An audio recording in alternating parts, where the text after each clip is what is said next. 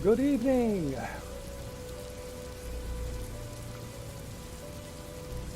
We are back again. So, yes, if you haven't noticed, we're not playing Tatters tonight because Simon isn't here. Like what? Who's Simon? Yeah, everybody's Simon. We're all secretly Simon. Simon. Who's Simon? What do you mean, Simon? I have to go back through all the previous footage now and just clip out all the bits. You have to dub over it. So when he's talking, it just comes on in your voice. Colin. What do you think, Colin?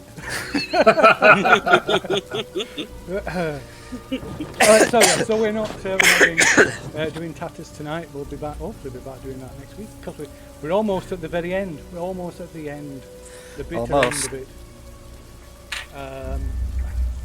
So instead tonight we are running what should be a one-shot of a modern era Call of Cthulhu scenario called Last Rites from the book Last Rites. So it's a little bit of a whodunit in theory. We'll see how it goes. To like pack some holes in it, but kind of last minute. But we'll see how we get on. And if it looks like it's not working, I can just kill it with it. Yeah. Yeah, because you never do that in the one shot. No. He starts getting upset. Why are you trying to live? It's Yeah. like, Stop living, God. hurry So, up. so boring, you lot. You're pending the answer that way. Go.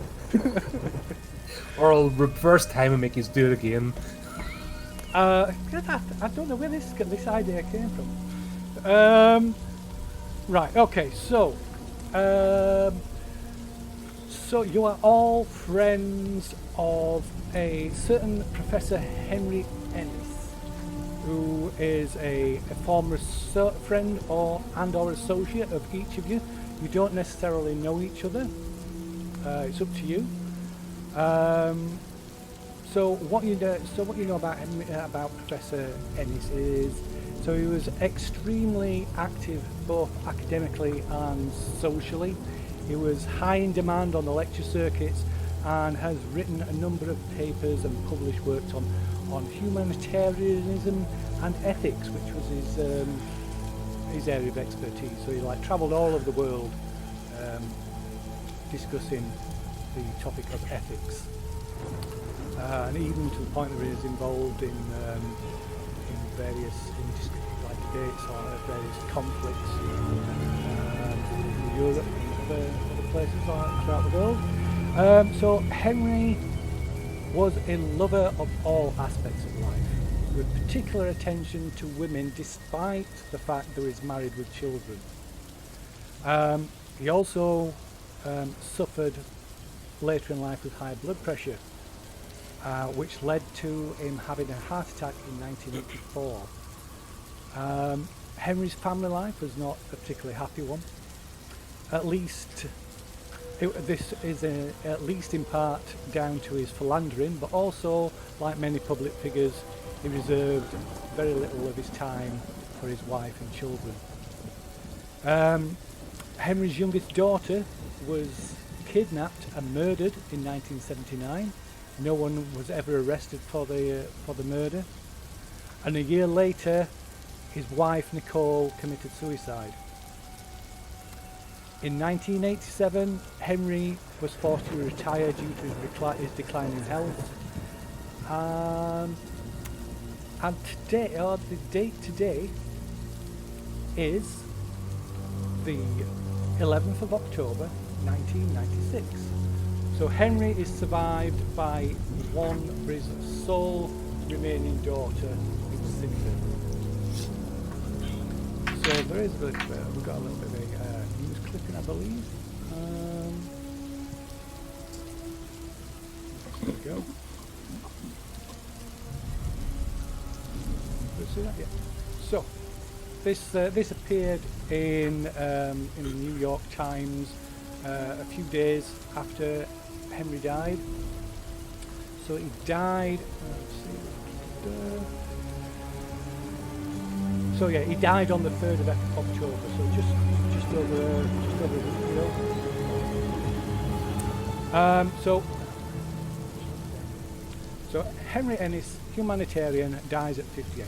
Leading humanitarian and academic Dr. Henry Ennis, 58, died yesterday in Runville, Massachusetts, after a lengthy illness. He is survived by a daughter, Lucinda. His wife, Nicole, passed away in 1980. Runville has been home to the Ennises since the 17th century, when the staunchly Catholic family fled England and Cromwell for a new world. Dr. Ennis had retired to Runville earlier in this decade after several debilitating heart attacks. He was for many years deeply involved in humanitarian relief, organising aid programmes for starving nations in Africa and contributing great comfort to Bosnian Muslim refugees. He published more than a dozen books on the philosophy of ethics and twice delivered the Clerkenwell lectures on ethics at Oxford University. Since his doctorate from Harvard, he has travelled widely, studying and teaching at institutions as diverse as Princeton, Oxford, New Delhi and Sorbonne. Dr. Ennis was the only son of theologian Justin Ennis, born in 1915, died in 1977.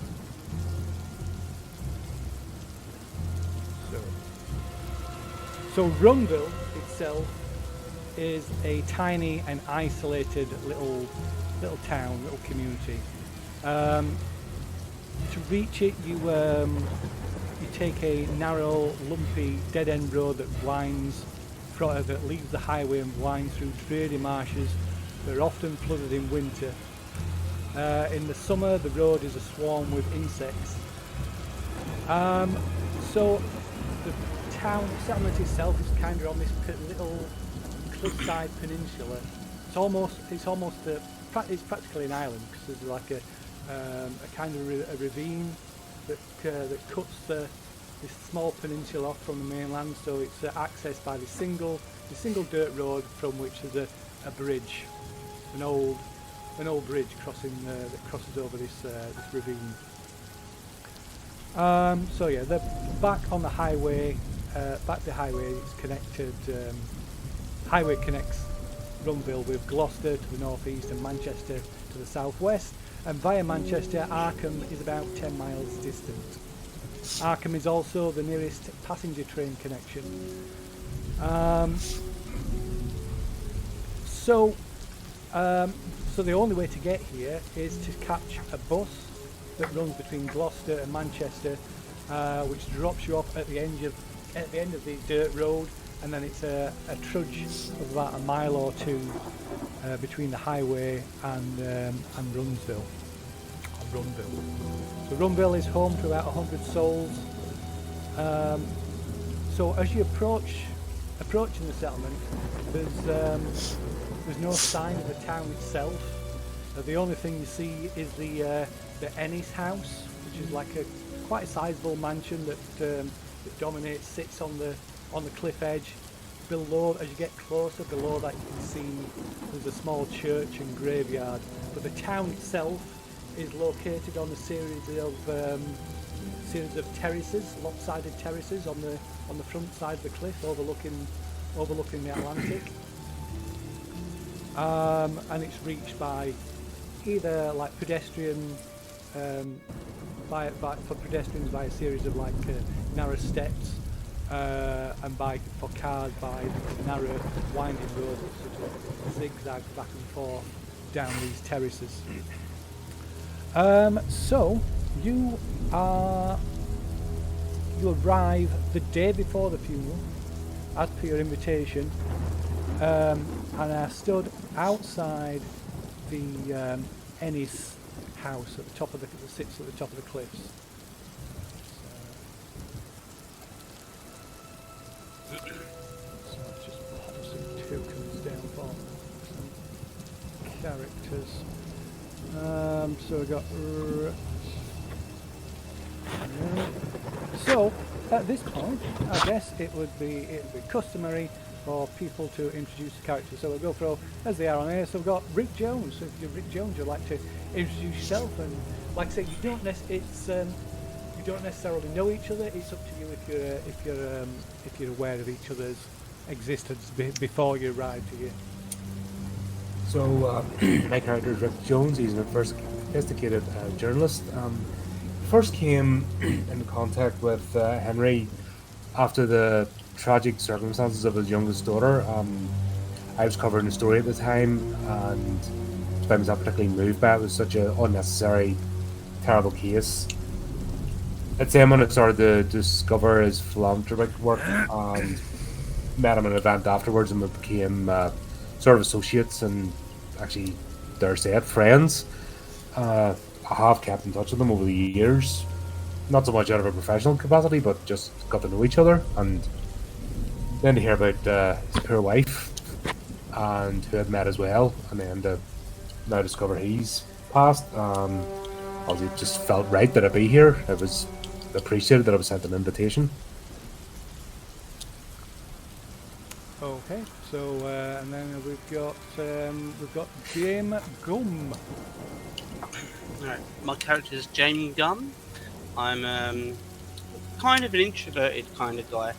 I don't really talk very much to many people, and I don't associate with many people. But I became friends with Dr. Ennis Henry during one of his visits to the hospital when he was in recovery for a heart attack, and we just started chatting. And because I just happened to be in the outpatient section as he was coming in, I tried to make sure he was okay, and we got chatting, and we became quite close friends.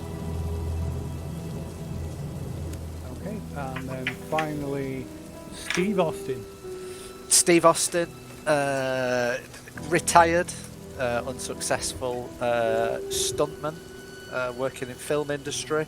First come across him through his womanizing, basically. As a heavy drinker and a womanizer myself over the years, we've bumped into each other on many a time, sort of when I've been out and about working on film locations and things like that in my early career, and we sort of become drinking buddies, and sort of always kept in touch from there. I was sort of part of his darker side rather than a friend or anything sort of too professional. Okay. So how have you arrived at how have each of you arrived at the at Runville and at Ennis House? So I came by public transport. I've made a decent living through the films, but I'm still quite tight. I tend to spend my money on women and booze.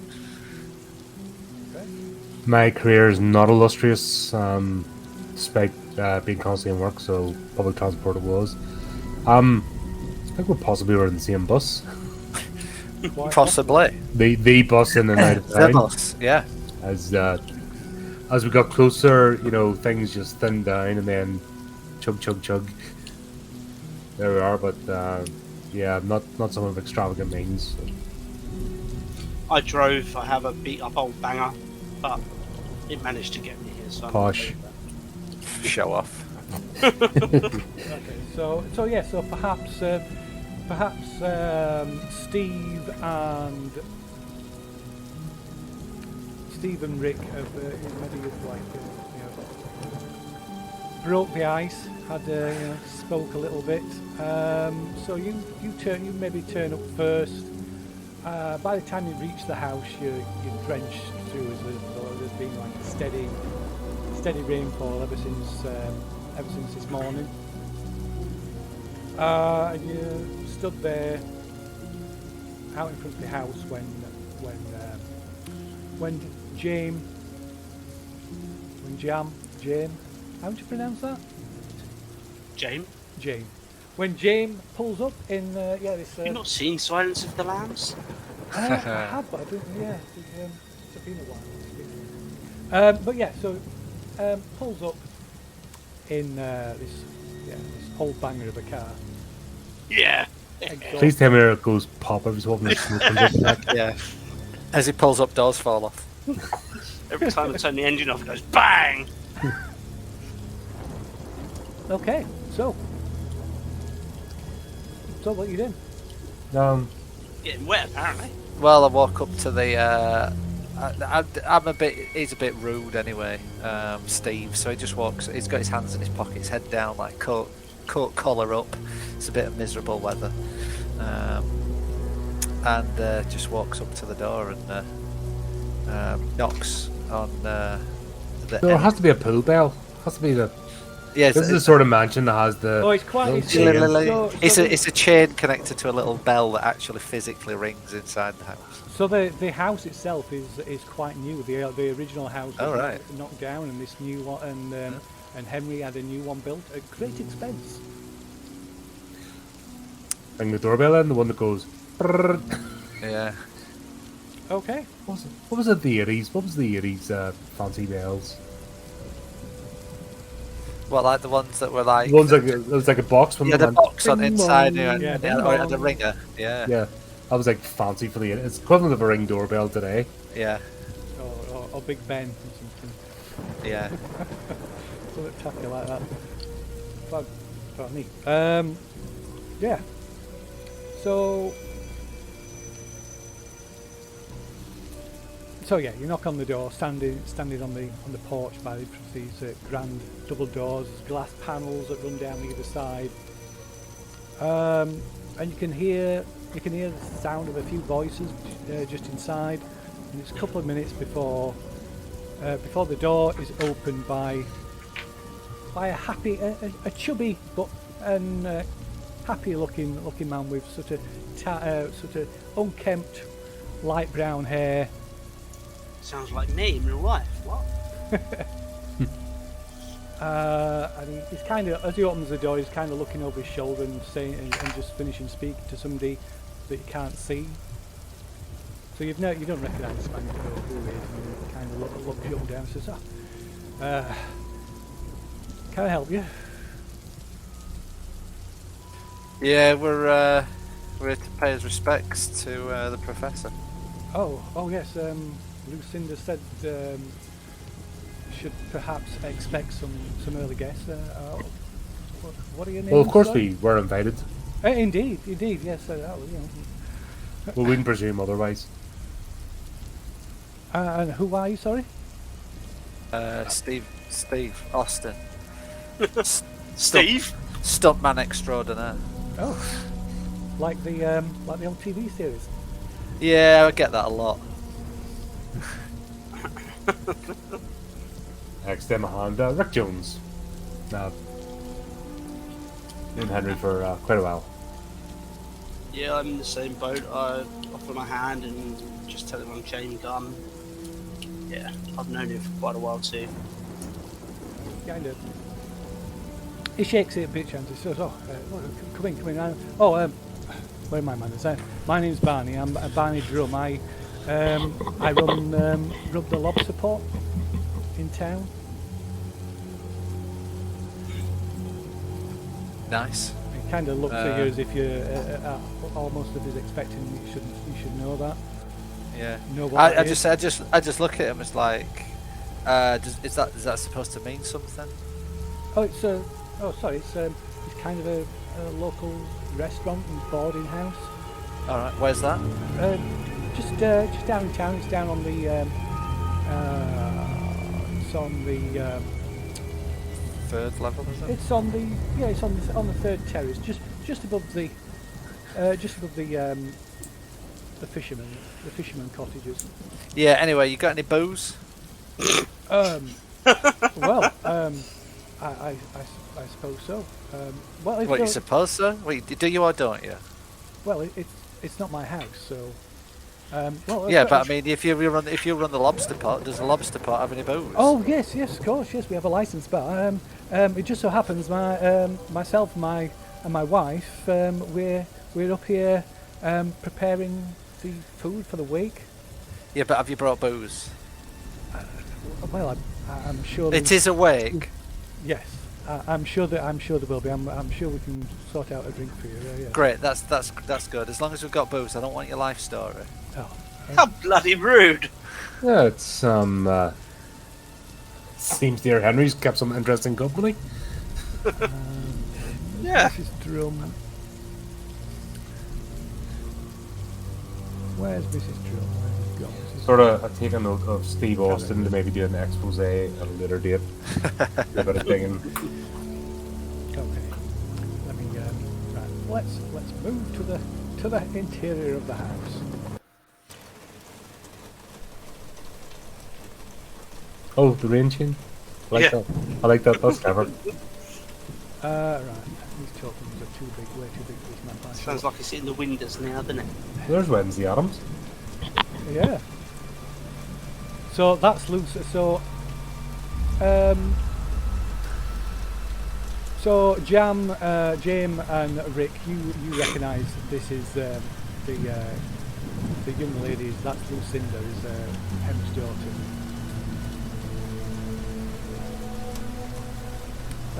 So there's, like I say, there's a guy who introduces himself as Barney Drum. He as he leads through, he says, "Oh, this is my wife." And he points to this wide, slightly chubby, wide-hipped woman who's bustling backwards and forwards, carrying food from the kitchen and laying it out on tables. Over to one side, there's an elderly gentleman, looks like bald-headed, probably dog collar. It's clearly a vicar, and he walks over and says, "Are you friends of Henry's?" Just a quick one. How'd you turn volume down now on Yeah, music. on Sorry, Foundry? I shall get something up if you don't allow. The controls. You used to have the controls on it, didn't you? There we go. Is that better? A little bit more. A little bit more. The music or the rain? Music. Yeah, Just a touch. There we go. that's better. Okay. That's fine. Very good. So, you've friends with Henry? Yeah, you could say that. I've known him a while. And you are? Steve Austin, stuntman. I don't recall Henry ever mentioning you. Do you? Yeah, let's be fair. Henry wouldn't mention me. Oh. I'm not that type of friend that he would talk about to you, or maybe anyone else here for that matter. You know, we got on quite well. We were good friends. Let's leave it at that. You don't want to know my life story, do you? I Just so imagine- that you all I know, we're imagine not, not. with him. He doesn't speak for us, and yeah. I'm glad I don't hang around in his circle, should we say? So I look at Jim and I'm like, fuck's sake, grow a spine, boy. I have a spine. I'm just also respectful. Rude, incompetent little fool. Seems we're an interesting collection of people here. He just laughs and like a little. Yeah. Anyway, yeah, I'm friends with the professor. I've known him for quite a while, so we've been about a bit, shall we say? So Barney comes over and says, perhaps you keep the tone a little bit more respectful, please, keep the volume down. So, Lucinda is in mourning after all. She lost her own last survivor just a week ago. Yeah, I get that. Anyway, And he hands you a glass of what looks to be sherry. I sniff it, knock it back. Kind of. Oh, do you like wanting another? Well, let's now we're starting. Seems as the party's getting kicked off. Let's let's get amongst it. Well, the wake isn't until tomorrow, Mr. Austin. Does that mean it's a dry household till tomorrow? I suppose not. I mean, that one's just a warmer. Top me up, son. Well, it is. I suppose you could. Well, my man, shall I take your coat to me? You must be soaking. Yeah, it's not the best out there, and I take my coat terrible, off. I chuck it. terrible I throw it at him. Kind of catches it and Yeah. looks a little bit nonplussed, and then Then comes to each of the others and takes the coats, takes each of the coats. I made a point of thanking him. Yeah. So the Reverend seems to have dismissed Steve and says, "Are you gentlemen?" Rick Jones. Been with Henry quite a bit. Actually, following some of his more entrepreneurial endeavors. Didn't encounter him under the best of circumstances, considering family history, which I'm not obviously going to. But yeah, what started off as an appreciation for somebody trying to make the best of things turned into a friendship. Interesting how you can think you know someone and then find a completely different side of their personality. I sort of glance over, like, towards Steve.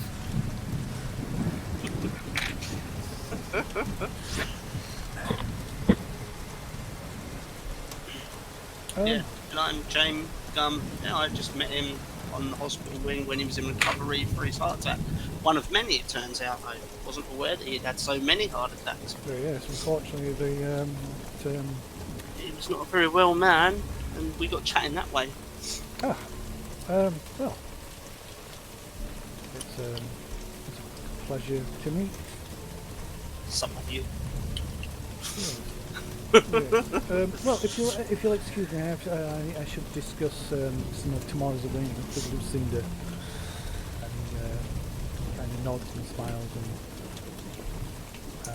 heads over to where Lucinda's she's kind of stood in the corner of the room, just watching, looking silently on her, not really paying, not really making any attempt to interact with anybody. And you almost can see her sigh and roll her eyes when she spots the Reverend approaching.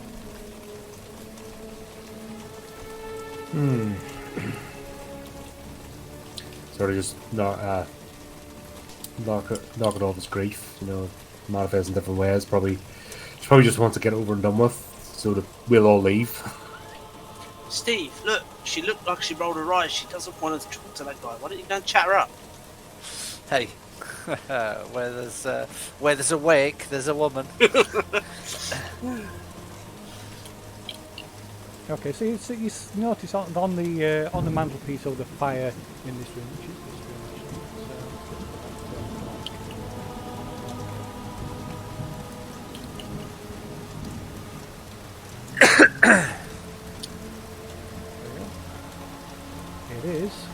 It is the dining room that you're stood in. Yes, of course it is. That's where they'll be setting up the wake. So yeah, over the on the mantelpiece over the fire, there's a number of there's several photos depicting Professor Ennis and his family, and so they serve as a reminder to you all that of the suicide of Mrs. Ennis. And the absence of Lucinda's younger sister, sorry, not daughter. So Barney comes over to Green. So you have any arrangements for accommodation?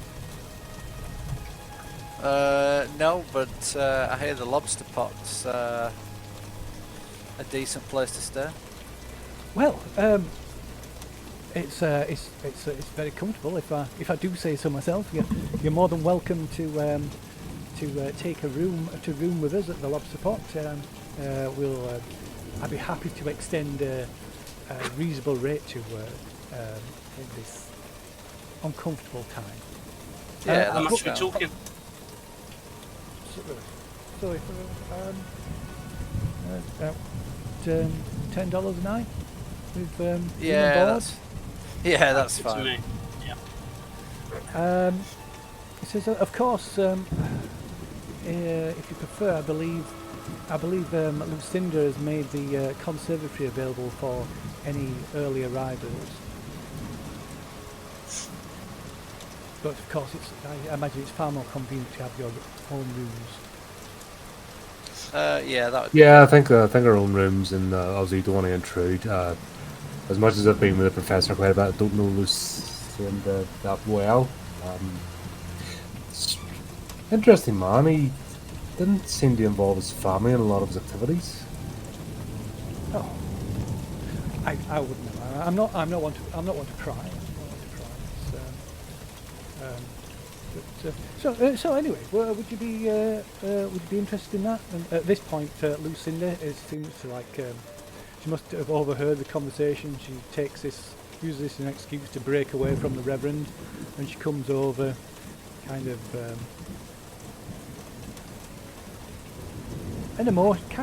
not quite emotional, but yeah, kind of a blank expression to her face, and her face is quite pale, but that's more makeup, and well, you can see from it, she's like what she's wearing. She's definitely of a gothic appearance to her.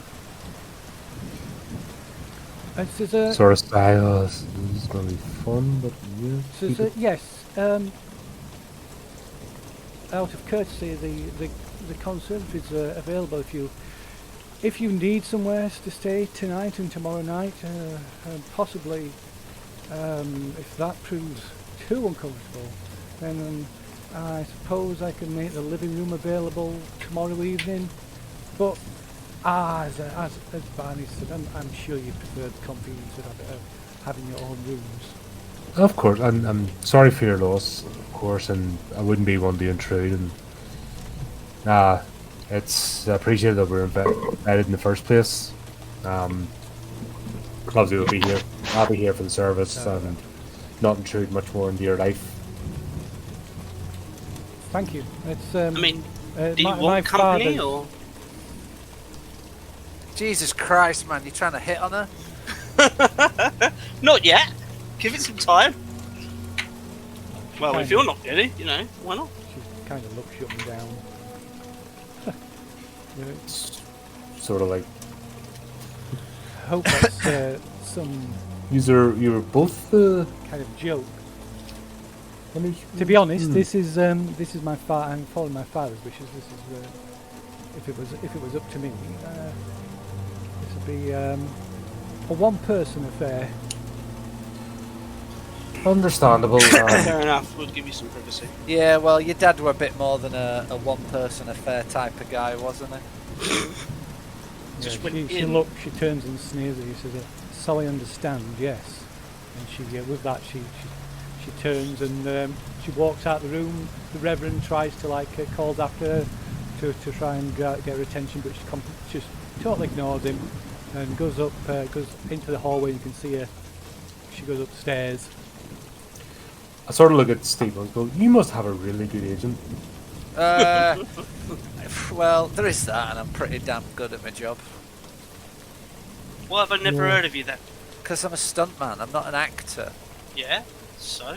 How many stuntmen do you know? He's not a stuntman. I think he was. He's not a stuntman. He did some shit on a motorbike on TV. That's why you know him. Stunts, you mean? Not stunts. I work in film. What films you been in? What films have I been in? Jesus. Not heard of that one. You want me to tell you what films? Get me a drink and I'll tell you what films I've been in.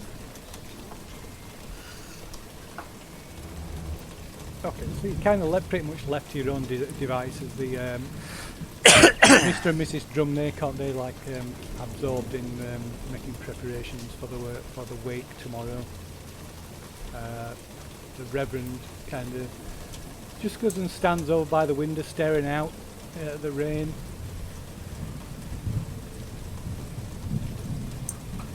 From upstairs, you hear the sound of what I presume is Lucinda playing music. As in on a record player. Yes. Like, I was going to say like the Depeche Mode or something. Nah, it's got to be death rock. Yeah. Yeah, I'm loving this. Turn it up. I just look around and go, what's this shit?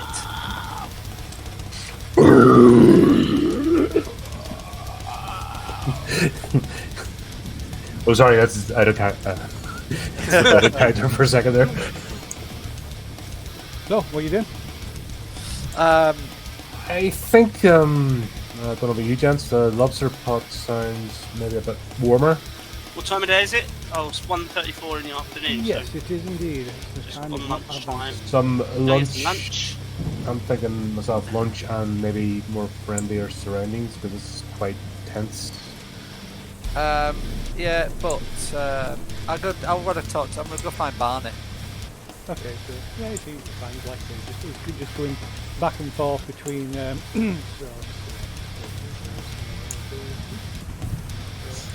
I can give you a lift down there if you want. I've got a car. Well, if he's away chatting, yeah, that actually seems like a good opportunity, shall we? It's kind of moving back and forth, like from the kitchen going through. No, we're through the dining skedaddling. room and to the living room and conservatory where things are being set up for the, or at least in the living room where things are being set up for the wait. So we're buggering off and leaving Steve to it, seeing his way hunting. Yeah. Okay. So what, is this thing set on the side of a cliff? Is it like a cliff with each ledge? Is it Yeah, so I shall let's show you the. obviously from the top down? It looks as if it's like somewhere that should really be more like in the middle of Peru. Now we don't have the balance of wheels of the car to go down the ladders. So that's I don't know why they put you like. So this is supposed to be the like Or is this steps. a Donkey Kong level? Yeah, I know this is just there's some weird things in it. So that's supposed to be like the like steps, so like the pedestrian way down. Well, there's the road's not shown. It kind of like snakes down, and at the bottom. Okay, we can just climb down 3 ladders and we'll be there. Yeah. So these are like kind of steep steps that zigzag back and forth. I really don't know why they put ladders on. And down on the beach there's like a harbour around this area. Oh, well, driving down saying it's wet sounds good to me. Yeah. Okay. Leaving Steve, whatever he's up to, go and get maybe a quiet lunch. Well, I chat to, not interview of course, but chat to our friend about his history with the good professor. Okay. Because it seems like the man I knew has a couple of different sides, and he's managed to hide very well. Yeah, he doesn't appear to be the frail old heart attack victim that I thought he was, to be honest. Yeah, so I can understand the meeting in the hospital. What prompted you to meet him again, and how did you keep in touch? We just spent there chatting. I mean, he was in the hospital for quite a while with his recovery, and we just spent there chatting. And to be honest, I didn't really have anywhere else to go, so I kept coming back. I did visit him once or twice. He was a Obviously, very I went into interesting the man. visitors room. Yeah. I'm surprised. Well, I wasn't there all the time. Obviously, we must have missed each other. Oh, such is life. Yeah. But I'm glad the rude one isn't with us, to be honest. Yeah, he seems a bit full on. This morning, what did he talk to you about? Because to me, he seemed very much into his charitable works, especially the African projects. Yeah. I mean, let's say we didn't discuss any of the stuff that old Steve Austin might have talked about with him, because he kept talking about all these women, and I was like, he never spoke to me about all these women. I never knew nothing about this, you know, sordid, seedy side of his life. He never discussed that kind of stuff. We just discussed life in general and the meaning of the fact that life is short. Usually, people hide their sort of seedier past behind a lot of virtue. Yeah. I'm beginning to wonder. I'm starting to sense a bit of a story here, which, me not to speak ill of the dead, especially somebody I knew, but doesn't seem quite fair. A lot of people relied on him, and if he's not the man he says he was, and he has a sort of darker past, well, it seems really right to uncover it. Yeah. Agree. I just hope that none of the charity money found its way into these endeavours. What actually killed him in the end? Was it a heart attack that took him over the edge, or? Whoa! So it said in the newspaper. However, as you know, newspapers at times get told to print what they're told. Didn't say in paper, did it? You're not here. Shut up. And You're calling down over the edge of the cliff. There's nothing in the paper. it's not in the paper. It just said, yes, it just said Just says he after died a yesterday. lengthy Yeah. illness, yeah.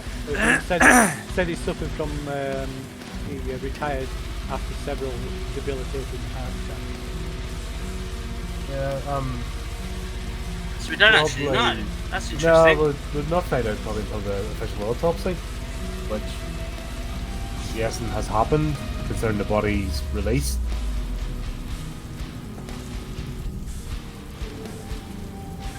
So, should we, I like the way we're getting both types of music at once. Yeah, What's remix? Remix! kind of enjoying it. Just need some techno in there just to lure it off. I'll pause. We'll sing these. So, what's Steve up to? So Steve has gone to chat to Barney. Okay, yeah. So you collar Barney as he's going back and forth, helping his wife set things up. Mr. Austin. Barney, isn't it? Yeah, yes. Barney Yes. Drum. Yeah, sorry about earlier, Barney. That's quite all right. I'm sure Yeah, we're all it's- under some level of strain, considering the circumstances. Yeah, thanks. Yeah, sorry about that. I just wanted to know about the professor. You know, I know he'd been ill for a while, but was it his illness that eventually took him? I'm not one to gossip, but yes, I believe so. I believe What? it was a heart attack. Oh, he had a heart attack. Yes. From what I Jesus. understand, yes. Well, I suppose one of them was going to get him eventually. He'd had enough of him. But yes, he was a good man. He was, perhaps a Yeah, little it's, over. His life was perhaps a little bit too exciting. I think would be, as you seem to be more than well aware, Mr. Austin. Yeah, I guess I do. That's how we knew each other, really, through his more exciting, shall we say, activities. It's something of a strange one. I'm just surprised that it was a heart attack that got him in the end. I thought after having so many and beating him, I thought it had been something else that took him. Well, as I understand it from the doctor, his health had been in rapid decline these past few months. Any idea why he wanted us here? I didn't expect to hear from him, and I certainly didn't expect an invite to a funeral. You must have meant more to Henry than you suspected. Then, from what I understand, these were his wishes and his carried out in his will. Yeah, well, I guess that's nice of him. But, yes, it's, sad times. Yeah. Yeah. Anyone else you think I should have a chat to while I'm here at? Well, I'm sure you'll get plenty of chance to think speak to speak to everybody at the event at the funeral tomorrow. Yeah. Where is the funeral? Is he getting buried or? Oh yes, it'll be. Are we pushing him out to sea, Viking style? No. He's he'll be being buried next to in a plot next to his wife, or in the graveyard just below the house. I'm sure you saw past the church and the graveyard on your way up. Yeah, I'd seen that. All right, cool. Cheers. Thanks for that, Barney. I'm sure. Yeah, have your friends gone or?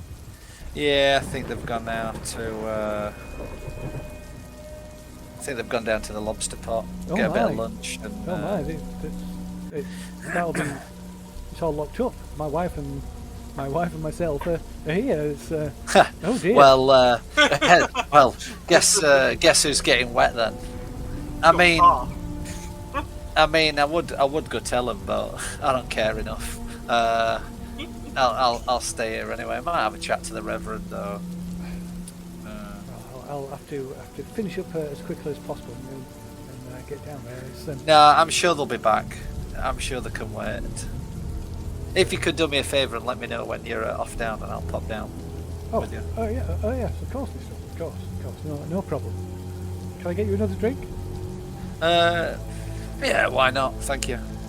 Okay, so he hurries off, gets you another glass of sherry, hands it to you, and then Cheers. about his work. So yeah, leaving you, like I said, him and his wife going back and forth.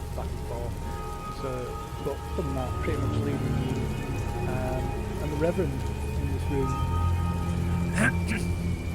I'll walk over to Reverend then.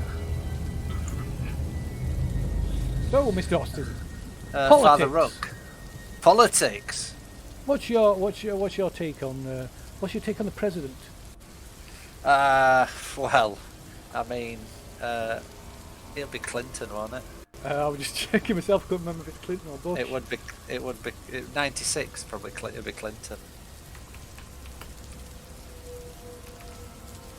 I think.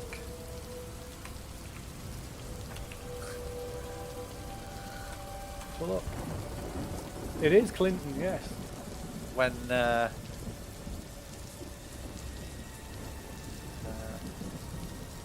Is that before or after Monocle have been seen? That's what I have a was look. just thinking, and like, That's what I thought. When did it come out? for a girl, Putch got a dream job. 95? Oh no, 95 and 97 he had an affair with her, so it'll have been after. It'd been like 99, 98. Yeah, 99. something like that. It's happening yeah. right now. In the open. 96. Gobble, gobble. Yeah, I mean With a that. strange sound over the sea. I mean that Clinton fella seems like a pretty stand-up guy. I mean, I've seen worse. I don't know if he's a Bush or what. To be honest, I tend not to get too much into the political side of things. Yeah, It gets a bit too heavy sometimes. I think it's. But man, I get the feeling his morals leave a little to be a little bit reserved. But Yeah, I suppose time will tell. At least it's better than the Bush family. So the last thing we need some oil barons in the office. Well, I mean, I was never a fan of Bush and his war on drugs.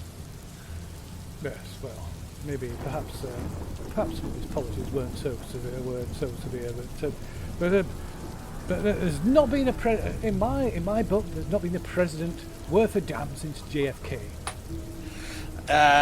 Well, Still hasn't.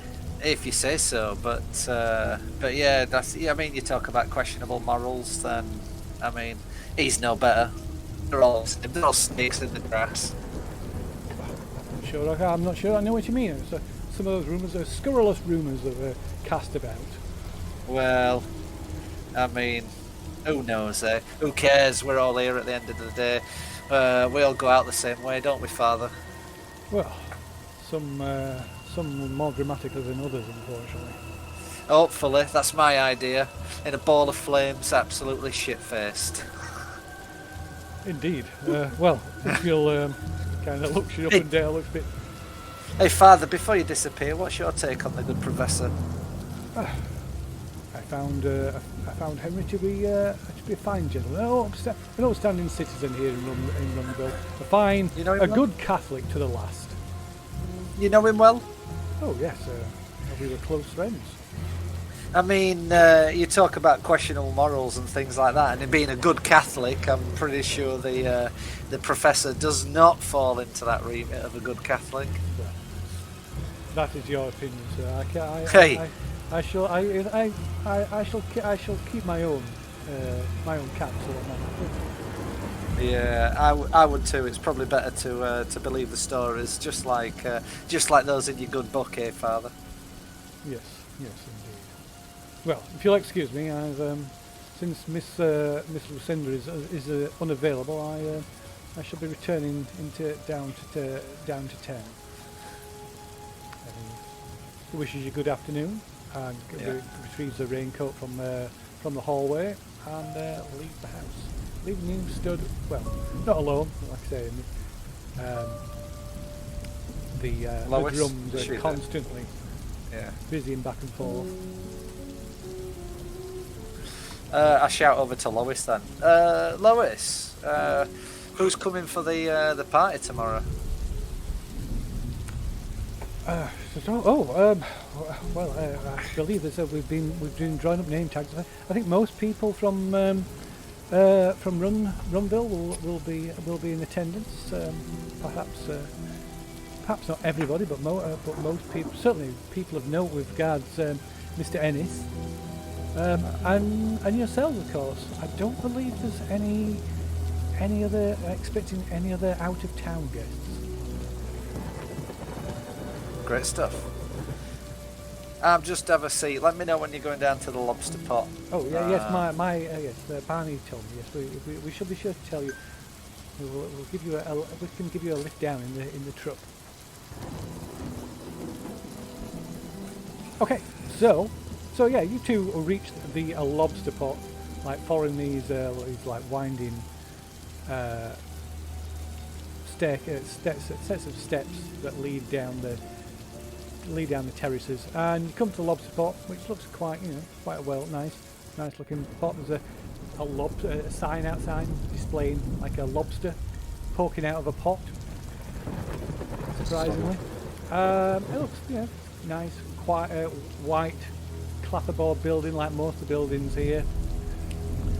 There's that nice tang of sea air, but the buildings, there's no lights on. It's all locked up.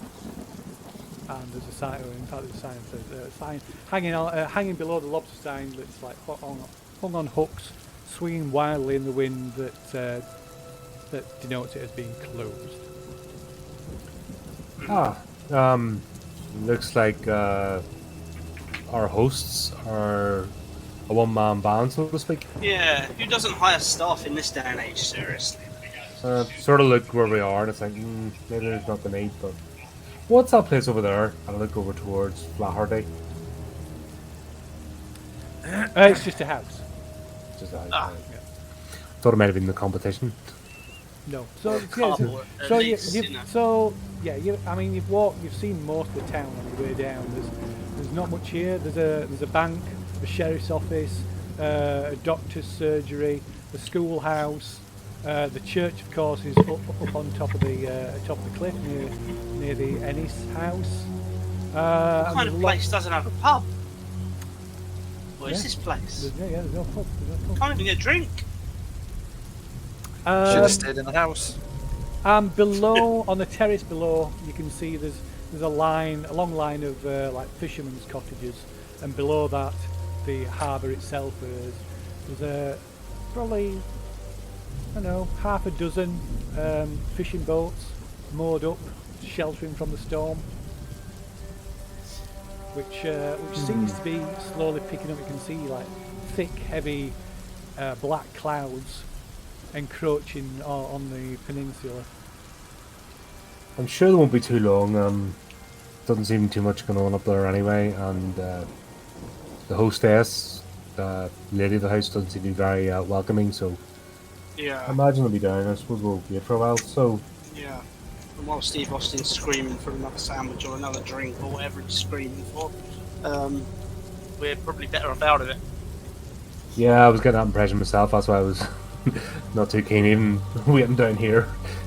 Seems to be a bit more peaceful. I don't know about you, but obviously after the service is finished, I just plan on sticking around. No, probably not me either. However, I might want to talk with that fella just to. Nah, I don't think he's any foul play with the charities. I hope not. Anyway, sounds like a man trying to absolve himself from his compulsions. We've seen that 100 times in society. Yeah. Okay, so you wait. It's maybe about half an hour or more before a truck. Oh, probably more like it's probably more like a van actually. Pulls up in front of the Lobster Pot with the logo, the same logo emblazoned on the side, and Please tell me Steve was in the back on the flatbed out in the rain, bouncing about. and Mr. and Mrs. Drum, accompanied by Steve Austin, emerged from the cab of the van. Oh, that's no fun. And Barney comes, oh, I'm so sorry, gentlemen. I didn't realise that you'd left. If you just told me, I would have come down with you. Or at I least, thought you might have had staff on. no, Just would it- things were looking a bit on the frosty side up there, so thought better. Discretion's the better part of valor, as they say. You know, remove ourselves from the scene. Oh, indeed. These situations are always a little uncomfortable. Yeah, like I said, we're here to pay our respects and then go about our business. Well, let's shoot, stand on ceremony. You're already wet. Let's get you in the dry, in the warm. And he goes up the steps onto the porch and unlocks the door. And it's almost like somebody's stepping into somebody's house rather than like a local boarding house and restaurant. So it's just like normal sort of front hallway. There's stairs leading up to the floor. You can see like the hallway runs through to the back. We can see what must be the kitchen. And there's a set of double doors which he pushes up, which open into the actual restaurant area. So, just take a seat, gentlemen. I'll get you some dry towels and a hot drink, and then we'll sort out some rooms for you, shall we? Sounds good to me. Sounds like a plan. Okay, so you dry yourselves off, and you served a few cups of hot coffee and maybe a meal a little bit later on. Rooms that you're given are they're nothing special. They're a little bit flowery, perhaps. Probably expect more elderly clientele. And there's nobody else staying here, but you're by yourself. Barney makes a passing comment that they get this summer holiday trade, but it tends to be Rundle tends to be pretty quiet. Seems to be a random place in the world. What makes you I say take it the sort of fishing industry is the main lifeblood of this town. Oh yes.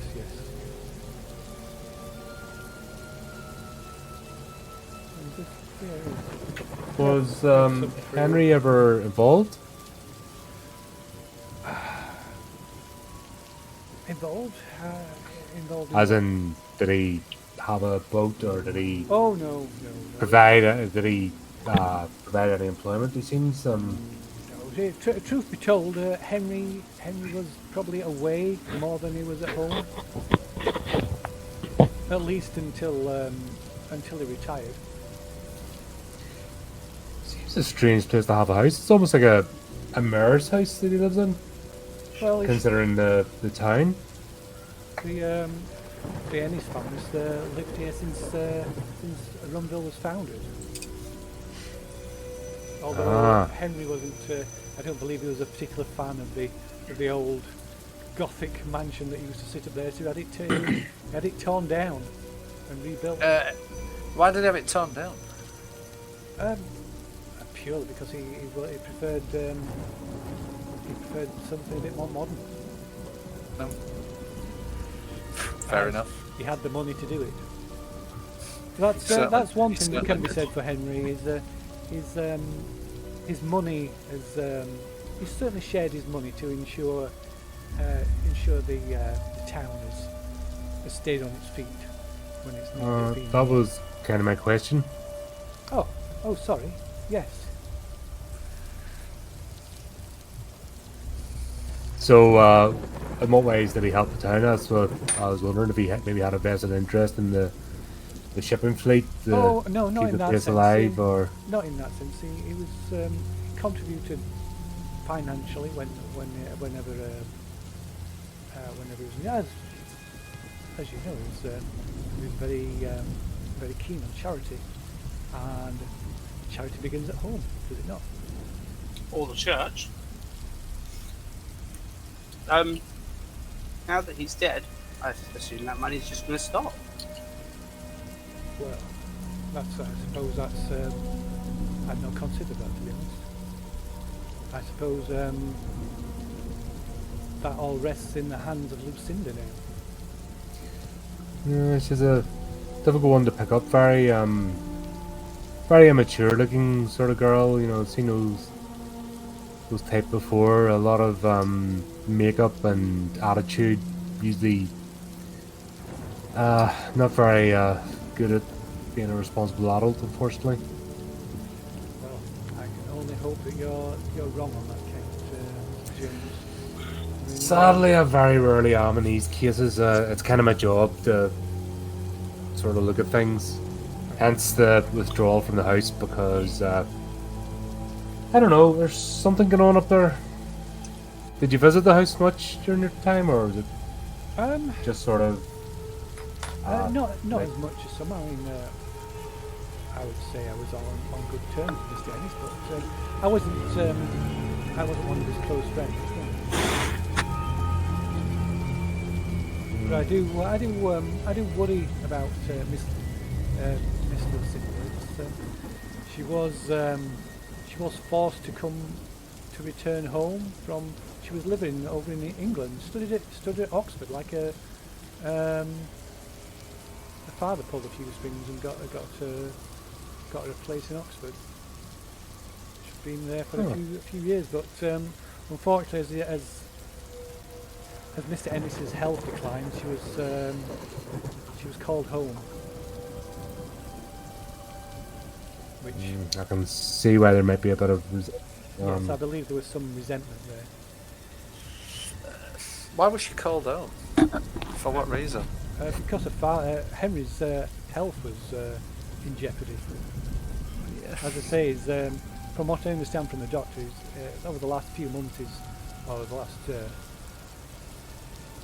last year or so, his health has declined quite rapidly. Mm.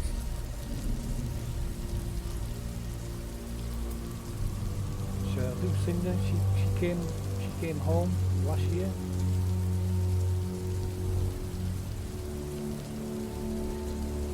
I could sense that maybe two frustrated people, one who's living their own life away, and one who has been used to travelling a lot but find himself suddenly housebound. I'm sure that wasn't a match made in heaven.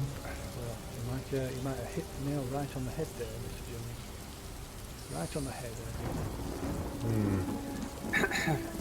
Well, we do have my wife and I still do have a lot to attend to get sorted for tomorrow.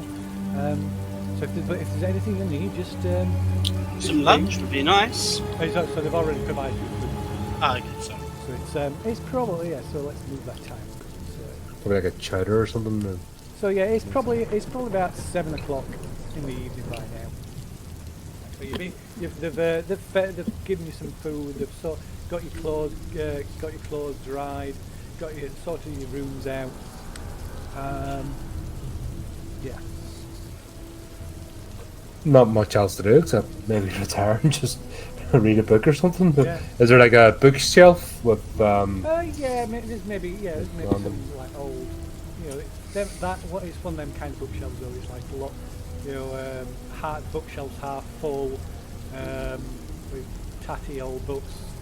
yeah things a that lot of romance. house books, residents leave yeah, behind? books that people have discarded and left rather than things that people necessarily want to read. And that and a handful of dog-eared magazines and sort of housekeeping magazines and knitting and that kind of thing. Not even Playboy. Aha. Certainly not any Playboy, no. I don't think that's available in this town. It's I suppose I'll look at one of the least horrendous novels, something that's maybe palatable. Just take that and retire to the room because there's not really much else to do. Yeah. So yeah, you quickly get quite bored. It's quite tedious. There's no, like I said, there's no other guests. You don't seem other than the sounds of Mr. and Mrs. Drum busying in the kitchen, there's not sounds of rain drumming against the house. Yeah, it doesn't exactly entice me to go outside and No. wander along a windswept cliff. Yeah. Yeah, so the weather's clearly getting worse outside as well. Okay, so should we pass to the next day then? Yeah. Yeah. It's good to me. Radio. So, let's see what we're doing. Hope this storm clears up. Cool. Better. It doesn't seem to be much of a high street or anything. It's a strange town. Yeah. Yeah. Very rarely. It's more. Yeah, it's not. You wouldn't class it as a town. I mean, it's not like a hamlet or a village, because it is a weird place. It looks like almost like a failed holiday resort. Hmm.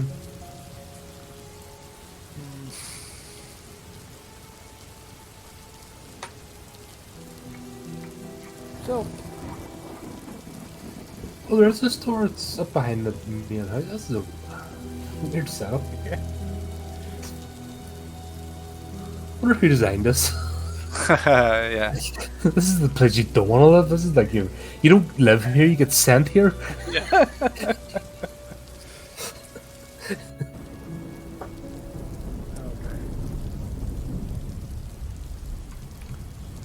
Right, then, so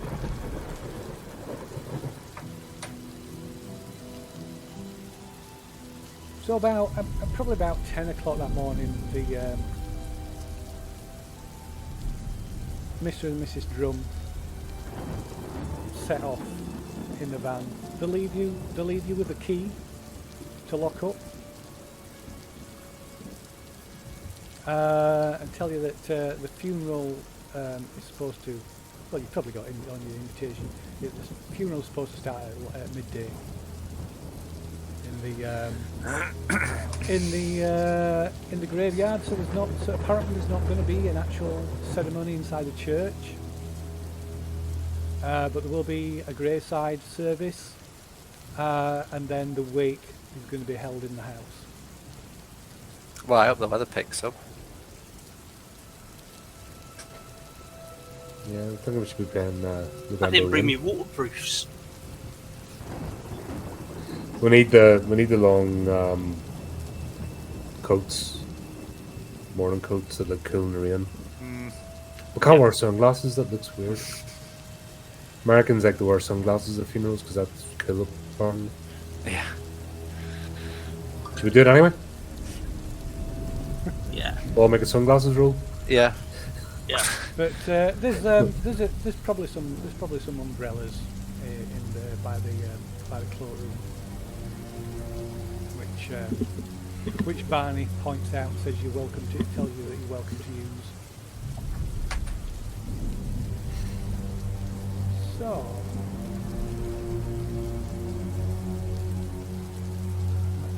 That's strange that they're going to the effort of a wake but not a church service.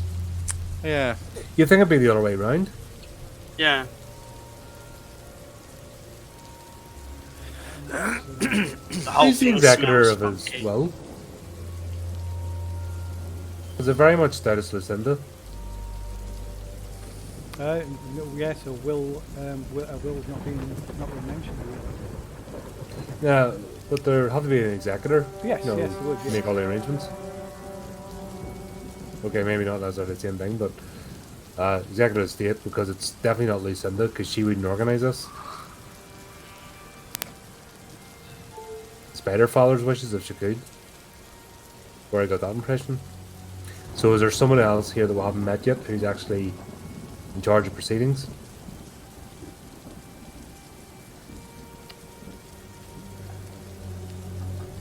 People organise, so you can see everybody.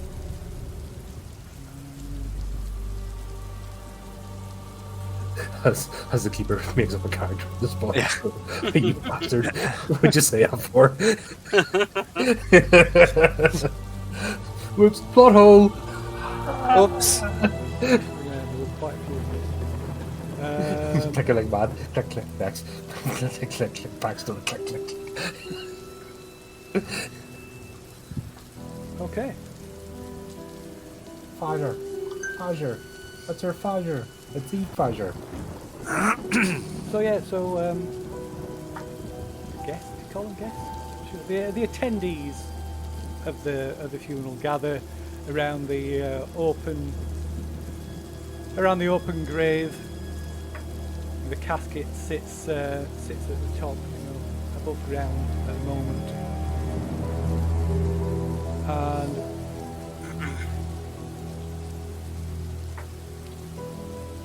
the Reverend stands at the head of the grave and thanks for everybody for attending before he begins the sermon. Which I've now lost.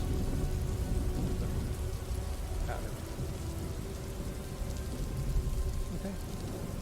So it begins the eulogy. People gather around. Everybody's like wearing traditional black. Everybody's carrying an umbrella to ward off the rain that's coming down. Seems to be coming down even heavier, like a sound of thunder rolling in off the sea. Just like torrents of rain washing dirt down into this open grave. It's like people have to step back, have fear of crop the edges of the grave being unsafe.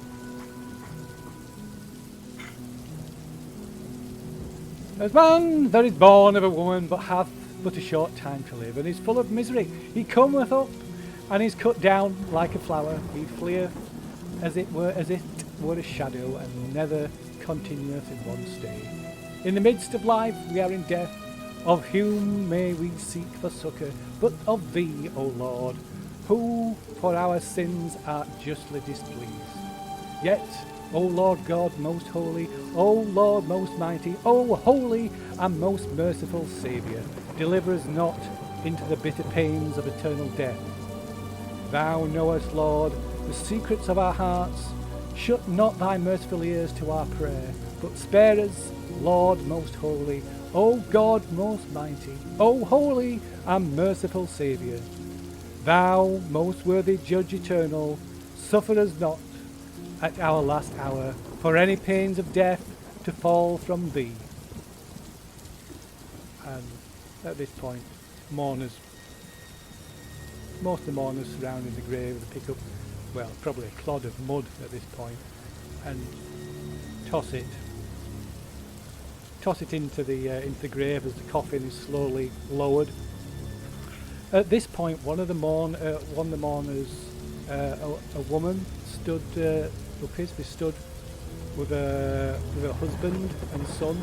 She suddenly bursts uncontrollably into tears, to the point that as the coffin is lowered into the earth, he has to make his apologies and that to lead her away. She's in that much in that much of a state. I take a mental note to approach later. It does draws quite a bit of a attention of the rest of the mourners. We command unto thy hands of mercy, most merciful Father, the soul of this our brother departed, and we commit his body to the ground, earth to earth, ashes to ashes, dust to dust. And we beseech thee, in thine infinite goodness, to give us grace to live in thy fear and love, and to die in thy favour, that when the judgment shall come, which thou hast committed to thy well-beloved Son, both this our brother and we may be found acceptable in thy sight. Grant this, O merciful Father, for the sake of Jesus Christ, our only Saviour, mediator and advocate. So at this point the crowd in unison mutters, Amen. You can all make a spot hidden roll. Oh God. Yeah, he's not actually in the coffin, he's hiding. Surprise! He's watching. Yeah, he's... good to say it doesn't matter what character I pick, things don't change. Okay, It's so only me that succeeds. yeah, so Steve, you kind of like maybe you're a little bored by all this kind of affair. It's not really. You're only It's here not the for formal- me. Yeah, it's not really your thing. So you're kind of not really paying a great deal of attention.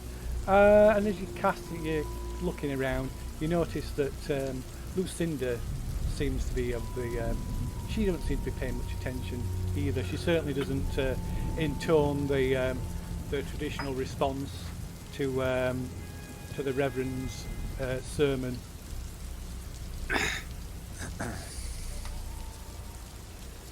I heard a voice from heaven saying unto me, Write, from henceforth blessed are the dead which die in the Lord. Even so saith the Spirit, for they rest from their labours. And as these final words are spoken, there is a sudden thunder, a bolt of lightning strikes Ooh. a nearby tree, causing all the mourners to flinch. A few sort of like yelp or a scream in surprise. I just jumped if that helps.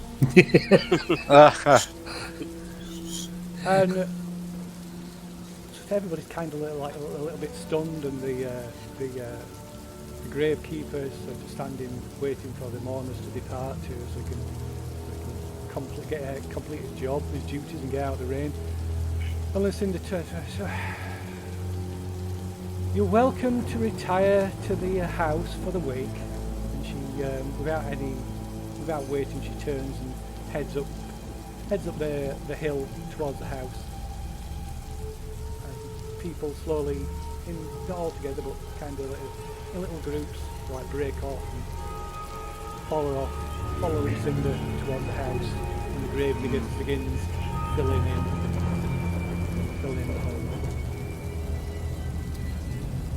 hole. From nod toward the other. Well, Henry, good show, my mom. Let's go see what's going on here. Okay, so let me just get rid of those. And dump all these down. Oh god. Too many.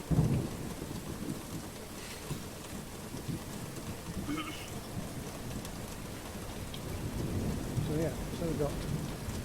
These are all the attendees.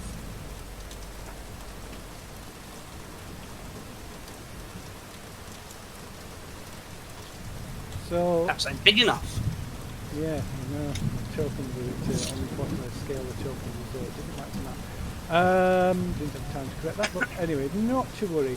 So yeah, you enter the house through the door, through the conservatory doors, up the patio and through the conservatory doors, and there's quite an extensive spread set out in the living room, and you can see that Barney and his wife can't quite suppress a proud look on the face at what they've set out.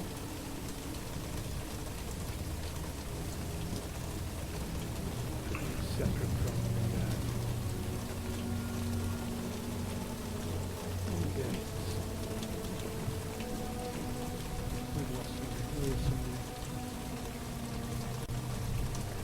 This could end up being like a game of Guess Who, but like Yeah. they have brown hair, glasses, female. Boom, boom, boom, boom. Ah, There's Dom.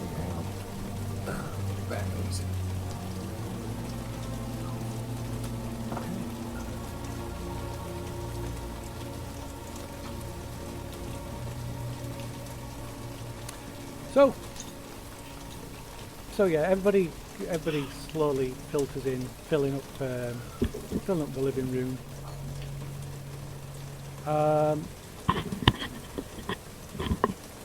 Lucinda kind of just goes and stands on her own, over to one side, just in one corner of the room. Pours herself a drink and just kind of stands there watching everybody over the top of the glass. Anyway, people approach her and offer the condolences, and she kind of nods and half smiles and just, just the bare minimum. to make sure they move on and leave her to herself.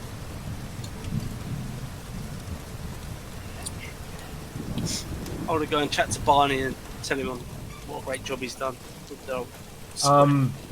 Is the couple there with the woman broke down? No, they're not. I'm just going to remove them actually. So that will be him and her.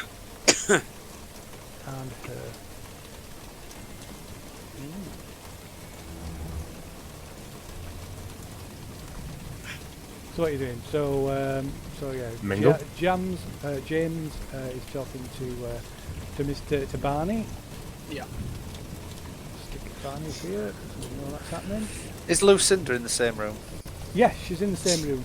Yeah, they're not Alright. actually in the room that's on the. All right, yeah. Because the jokers are just way too big. Everyone's squeezed shoulder to shoulder. Yeah, so It's like we're all like everybody's. Gandalf. I Yeah, can't everyone- believe he knocked down Hobbiton. a lovely house and built such a small house. No, we're all Gandalfs and we're in bag ends, you know. Just So yeah, bang our heads up the everybody's in ceiling the and stuff. everybody's in the living room. So there's a toilet downstairs in the hallway if anybody needs it. But and you can also people also move between the living room and the dining room.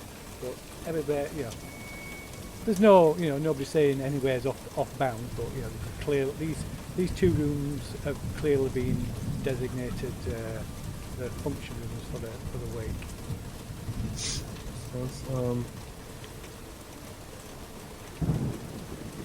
Suppose we go down and mingle and see if I can pick up any chatter. Okay, well who do you want to talk to? Nobody in particular, just walking, just seeing if I can pick up any snippets Okay. as the kettle just kicked. So So I'll do that while then Mr. Keeper, you can tell me if I pick up anything interesting, then I can gravitate towards said person. Okay. Oh!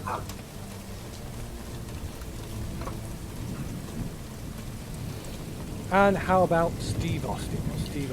It's gonna sort of just slowly make his way across to Lucinda. Okay.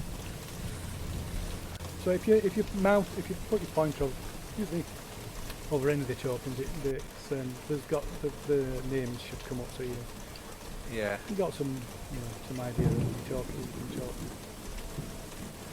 talking. Okay, so Lucinda just kind of looks up and sort of half smiles and thank you for coming. Yeah, you're welcome. How are you? She kind of like shrugs. You seemed a bit, how shall we say, disassociated with the sermon from the father. I'm not one for religion. No, I get that. Same here. It's not really my thing. As I said yesterday, if it was my choice, it would just be me, my father, and a hole in the ground. Just out of curiosity, why is that? No, I have no interest in what purpose does it serve? None. I mean, I'm just a friend of your father's. That's all I'm here for. He asked. I was invited, but I'd just like to know a little bit more. What is it to say? The old man's dead. Heart attack, wasn't it? Yeah. Finally gave out on him. Yeah. You don't seem too upset by it. Well, to be honest, Mr. Steve Austin. my father and I weren't particularly close. Just because he was always away, or? He was never a family man. No, I get that. He was never there for my mother when she needed help. Yeah. Yeah, well, these things happen, I guess. That's life. Is there anything I can do for you, Lucinda? Not really. she kind of like just walks off, just walks past you. So you notice as she does you notice this like younger guy. He looks maybe 17, 18. He kind of like dogs her heels as she walks off towards the conservatory. And he starts with, "Oh, Lucinda, I'm so sorry about your loss. I really respected your father, and I had so much to thank him for his tutoring of me, and my education is going to be so much better." And she just turns around and says, "Why don't you just go and bother someone else, little dog?" And he just stops dead in his tracks and just stares after for a moment, and then he starts to sob and just runs out of the room with tears streaming down his face. So pretty much everybody sees this happen, but they kind of like watch and then just go back to their own private conversations as if nothing happened. So, as I'm next to this chap, Catherine, sir? I thought it was a nice name. Yep. Dr. Alan Ettringer.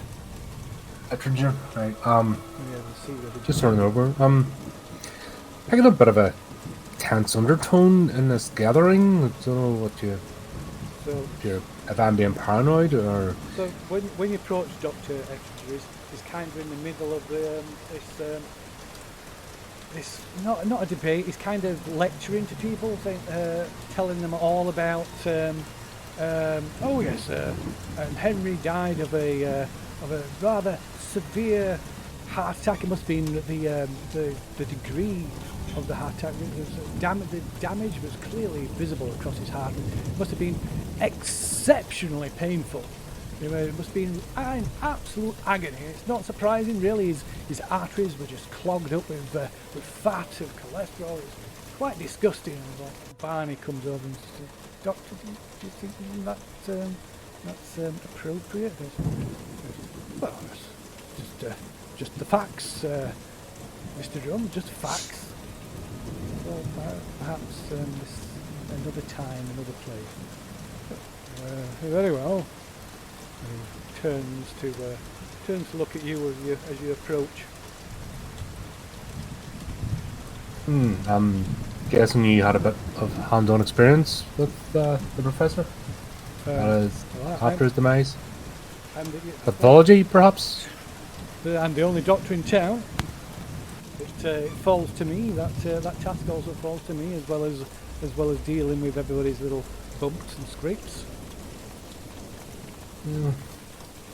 Not a pleasant task, I'm sure, especially as such a small community. You know everybody quite intimately, I'm sure. Perhaps for the layman, but I take a professional attitude and put some distance between oneself and the subject. Understandable. Mustn't leave for pleasant living in such close quarters then? I'm sorry? I said it mustn't give rise for pleasant living in such close quarters then to your subjects? A very close-knit community. Everybody gets on well. Except yourself, according to you? No, you misunderstand. On a professional, maybe I do. That's why maybe some clarification. On a professional basis, it pays to put some amount of distance when dealing with patients on a professional level. But socially, it's different. Understandably, I was trying to actually commend you on your ability to do that while living in such close proximity to your patients and I'm guessing quite a lot of friends. Well, indeed. As you say, this is Runville is a close-knit community. We all apologise if I come up a bit sternly there. Just I'm sensing a bit of a tense undertone, and it's a bit difficult to break the ice here. I'm sorry, I wouldn't like to think that we put forward that impression to outsiders. Well, maybe as an outsider, it's maybe I don't understand the full ins and outs, and there seems to be a lot of history and interactions over the years playing out, Indeed. which these occasions bring out sad emotions. Just one's afraid to speak in case they put a foot wrong, and I knew the professor over quite a number of years, and I wouldn't like to insult his friends and family. No, well, I'm sure people understand that. As you say, there is a certain amount of tension at these affairs. Young chap seemed to be the more upset than most. Oh, I believe he has carries a little bit of a torch for Lucinda. Well, she's almost 10 years his senior, so. He'll grow out of that once. Yes, I'm sure he will. And Lucinda is never one to be to brook fools. Well, young people usually are fools. It takes you a while to grow into your skin, as they say. No, she's grown up to be a fine young woman. 27, turned 27 this year, I believe. Oh, still quite young. Well, yes, I suppose, in the scheme of things.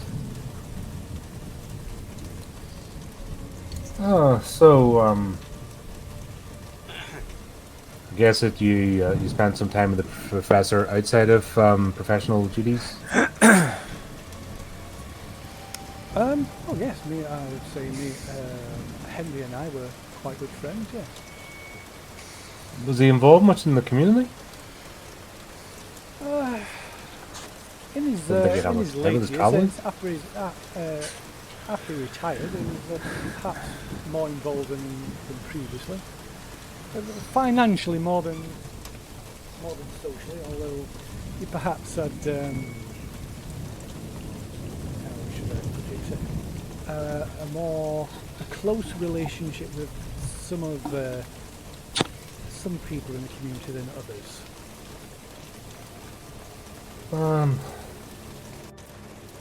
Not unsure. I'm only here for a short time, so just interesting when you see the other facets. I knew him in one capacity, and obviously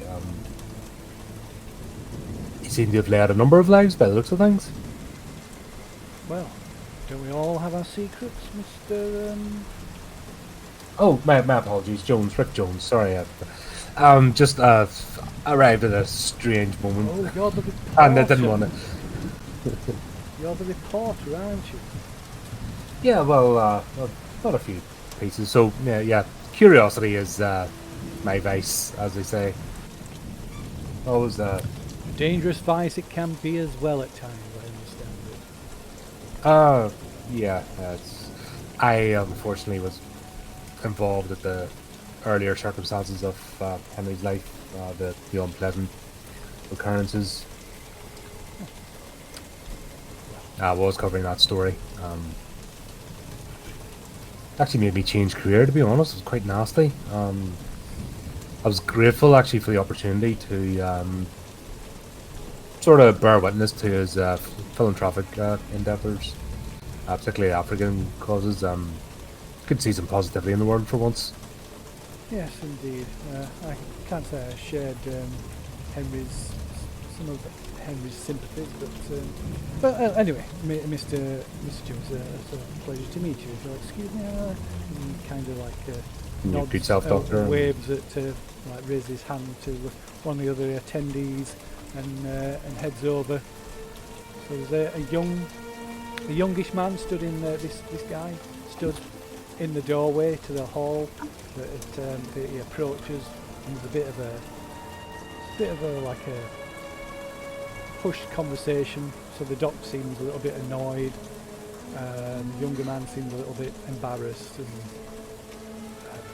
eventually Dr. Ettinger turns around and like shaking his head, and this guy just leaves. Meanwhile, the couple that left the graveside earlier, they appear in the at the wake. So the lady that you learn is is Ethel Goodson, the man's wife, and who are the parents of the young man who was scolded by Lucinda. So Ethel is still clearly quite distraught. Her husband, on the other hand, he seems, although he keeps turning to her and trying to just kind of patting her on the hand, he seems relatively cheerful and is on to even after their quick return, he's already on to his third glass of bourbon. I make my way. What's the husband's name? Because there's no name on him. Oh, Dwight. Should be able to see Dwight. his I'll name. make my way over to. I'll make my way to Dwight, and I'll take a glass of bourbon with me, like a spare glass for him. Okay. Oh, thank you. You're one of one of the out of towners, yes? Yeah, Steve Austin, and I've held my hand out to shake it. Oh, actually, grab your hand and shakes it, holding it a little bit harder than necessary. Says, name's Dwight Goodson. I'm a proprietor of a bank. All right, nice. Yeah, Steve Austin, stuntman. Been in quite a few films. You've probably seen some of my work through the 80s and things like that. Oh, really? And he 70s, 80s. turns to his wife briefly. Ethel, I'm just going to go and speak to this gentleman. You'll be all right, won't you? And he doesn't even wait for a response, and he kind of walks off with you. Over to one side. Yeah.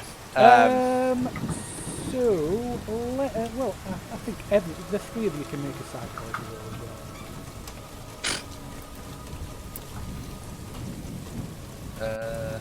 Oh, yeah, right.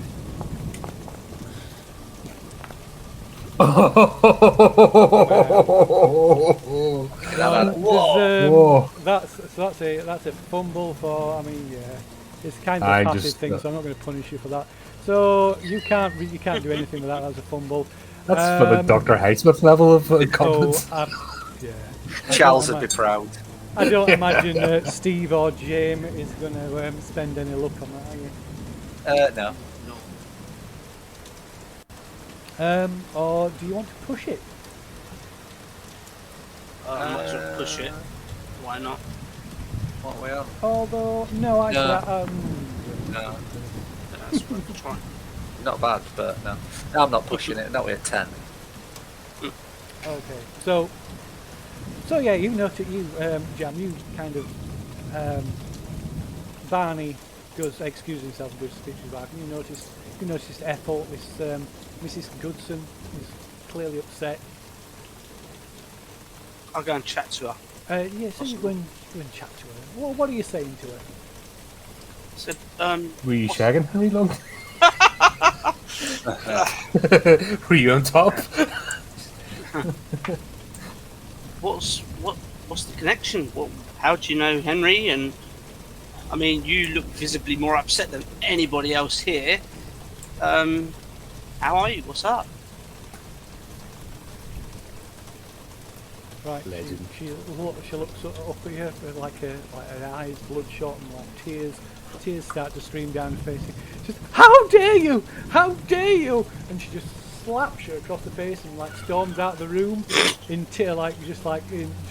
burst into tears. What are we all the social hand grenades getting thrown in? I think they don't need a priest. They need a therapist. Yeah, this place sounds as if it's about to erupt, and I think we're just stirring the pot a bit.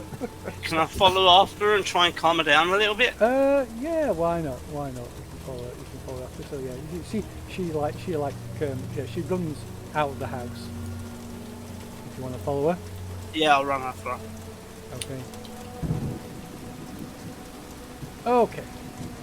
So yeah, you follow, chase her outside, and she kind of doesn't seem to know which can't decide which way to head, and then she rushes off towards the graveyard. Okay, I'll carry on following her. Okay, so she's a little way ahead of you, but you find as you follow her, and you can see that she stopped.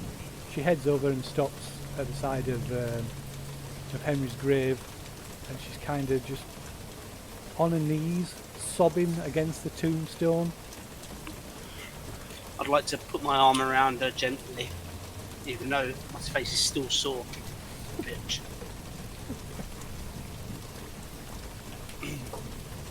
Right, so as you do that, she kind of looks up and pushes you away and almost falls. She says, "What do you think you're doing?" I'm trying to calm you down. You're a hysterical lady. Let's just chat. I'm only here to give you some comfort. Calm down. Okay, let's see. You can make a charm roll. That's gonna be so much fun. Fumble. Oh. Yeah! He doesn't slip his hand up her skirt. starts straight away going for it. Get in the middle again. She She calms down a little bit, and she appreciates it. She apologises. She appreciates your concern, but she kind of composes herself and stands up, straightens her clothes, and tries to rub away the mud from her knees. And Just get money. she excuses herself, and she heads away from the cemetery and away from the house and into heading back into town. Oh, God. Should I follow her or just let her go? Christ. Ugh. Okay, let's still try and follow her. Let's try and chat to her. You're turning into a stalker. She's going to the police station. Freaking right, you're getting reported. March yourself straight into a cell. Can I shout out, can you just stop and let's just have a chat? Can we please just talk? I mean you no harm. I'm just a weird stalker. I've only met you once, but I love you. Ooh, I've got a gold star for me charm. You can make a persuade roll, but you need a hard success, I think.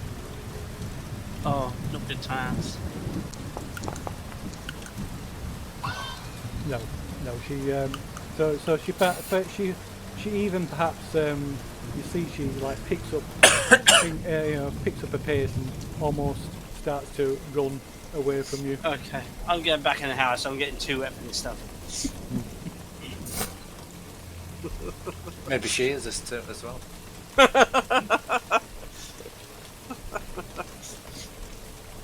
Okay, so I suddenly ping in the drawing room. Oh, my pervert sense is tingling. is there a pervert nearby? No, through the door. I've arrived. Here's Jamie. okay, so was there anything particularly you wanted to talk to Dwight about? Just why he seems happy. Really, what's he don't seem too upset at the wake. I'm on the belief that we should be celebrating somebody's life. Not, I'm sure they wouldn't want us all stood around moping and sobbing. We should celebrate in that everything that was good about their life. Don't you think? I 100% agree with you. Can't deny that. But your wife seems to have a different view on it. Yes, I'm not sure what's come over her. It's the stress of the whole situation, I suppose. Another drink, Mr. Austin? Yeah, sure. Why not? What do you mean? Something's come over her? What has she not been? I don't know. Women. Has she not been like this recently? Has she taken the death hard? Was she close to the Professor? I don't know, to be honest. Well, like I say, women. Who understands them? Do you? I don't. I've had my fair share. You can make a psychology roll as well. With a big 10.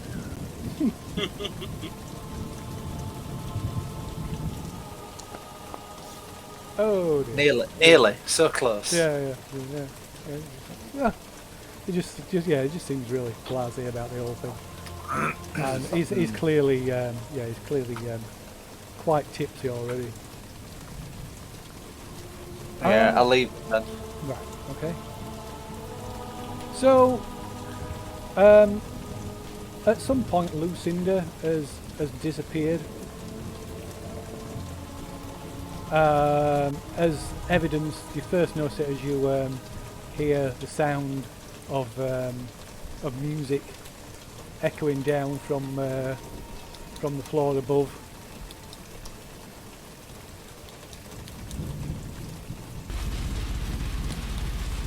And as the afternoon goes on, a few people start to like drift off, saying the goodbyes. We really have no reason to stay here. We could just go home. You could. Legit, we could, like, there's nothing. They're just oversensitive people in a small community. I'm actually grateful that they've all got different surnames. That's comforting, I suppose. Yeah, they're all just looking to rage at somebody. Yeah, and it's nothing to do with Henry's death. It's just these people that have lived together and bumped against each other for years. Just there's an occasion for them to. Yeah. I suppose back to the lobster pot. Yeah. An ale, and then see when the next bus is leaving. Yeah. Well, they've got a Unless- car. Yeah, Well, that's right. James Unless someone would be kind enough to give us a lift. to the train I'll station. give you a lift. Yeah. Yeah. In fact, I'll walk over to the two I turned up with, to James and Rick, because we seem to be, and I just mentioned to him that we seem to be the odd ones out here. That we're sort of the outer, really sort of like the outer towners that have been brought in. Yeah. But I see no reason for us to have been brought in. Everyone's just got a, they've got some sort of, attachment to the Professor locally. Other than that, I don't really get why we're here. That's a good point. I mean, I'm not seeing anything either, to be honest. No letters or anything. Or there's no eulogy, as in.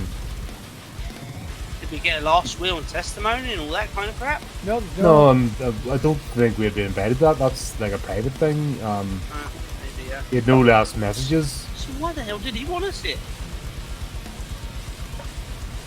How insane. Yeah, family don't seem particularly bothered. No, Nobody here's particularly welcoming. we could burn the house down.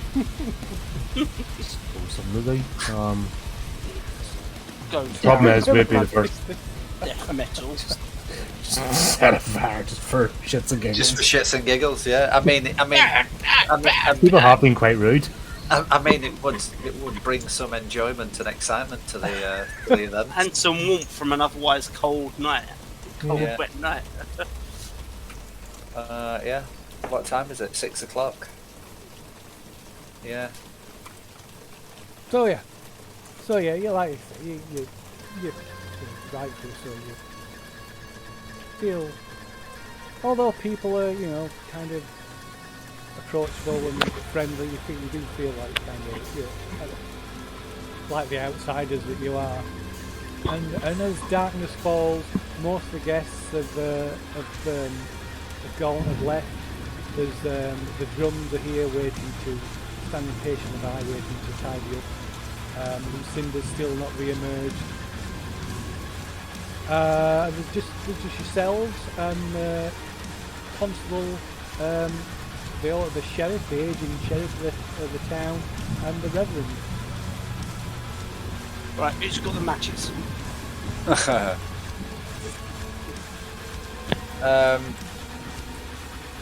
And when there's suddenly a pounding, the sounds of pounding at the front door,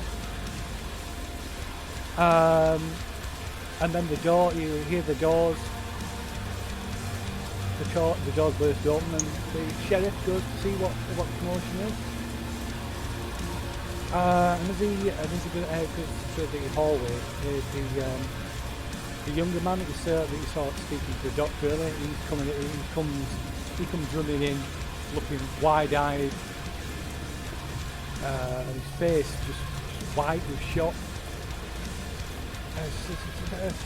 The grave, the sheriff,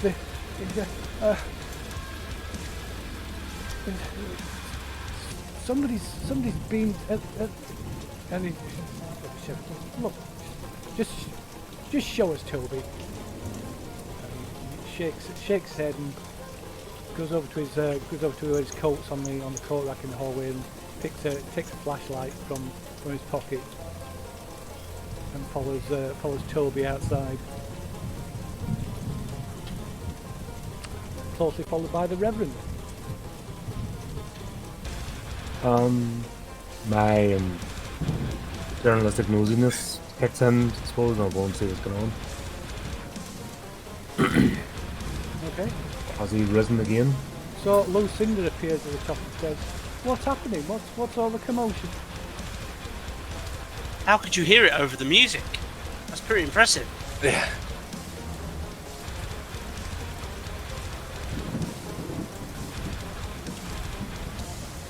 Like she just scowls at you and goes there, follows the sheriff and the reverend outside to find out what the fuss is.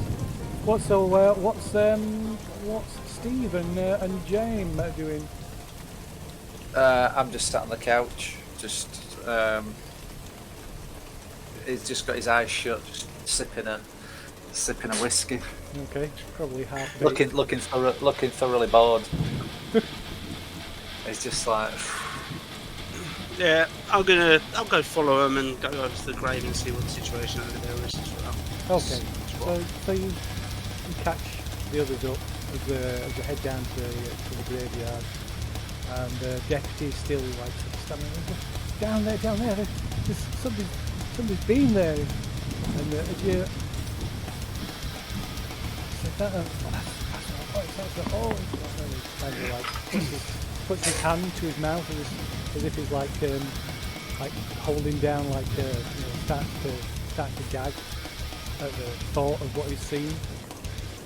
And yeah, so the sheriff leads the way with his flashlight, and you come to the professor's grave that has been violently excavated. There's dirt and sod and fragments of the coffin lid, and then splinters have been just tossed all around. And the rest of the coffin in kind of sat in the bottom, in the bottom of the grave. The rest of the torn lead is laid there, torn off, and the coffin is empty. Somebody has taken the body. But most shocking of all is the smashed body of Ethel Goodson, rapidly bleeding to death at the side of the grave, a deep wound across the stomach, and she's gasping her last breath and holding her hands, trying to hold her innards that are threatening to spill from the gash in her stomach. Rush straight over and try and do some first aid. Okay, you can try for first aid. So you can all make a sanity roll as well. There's horrific sight. And I don't. Sanity roll. A sanity roll, yes.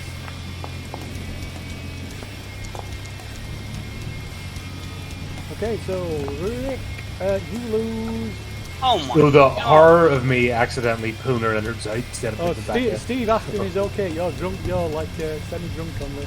Yeah, I'm not even bothered about. No. I've not even gone outside to see what the commotion's about. I'm not that.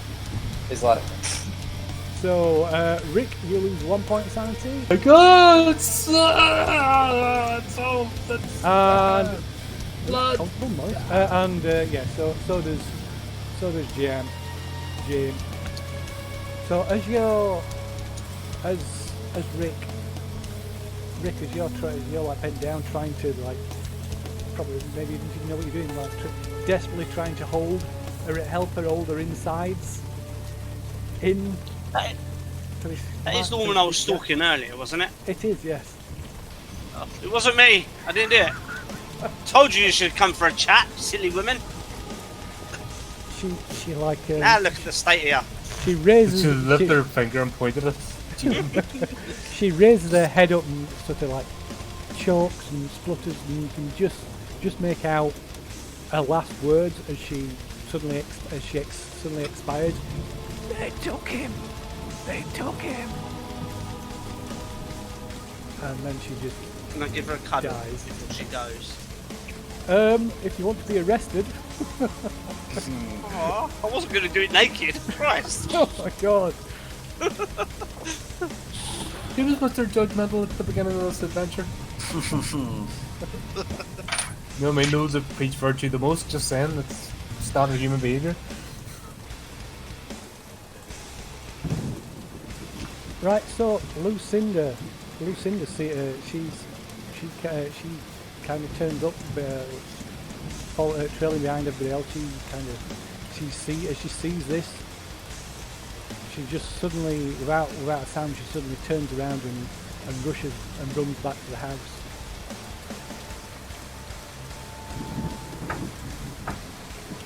Valid. Anyway, I'm having a wibble, I think. Yeah, so What type of wibble am I having? 'Cause involuntary reaction. Let's have a look. Involuntary action. That will be a. It's on for like a few seconds. So yeah, you fall. You sort of fall back, cowering away from this horrific sight, scrambling back on your hands and knees, Just soaking yourself and covering yourself here with like the thick mud that's like forming everywhere in this torrential rain.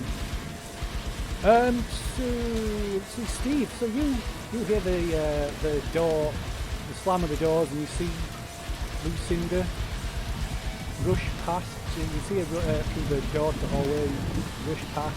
You hear her running upstairs, and then another door slamming upstairs.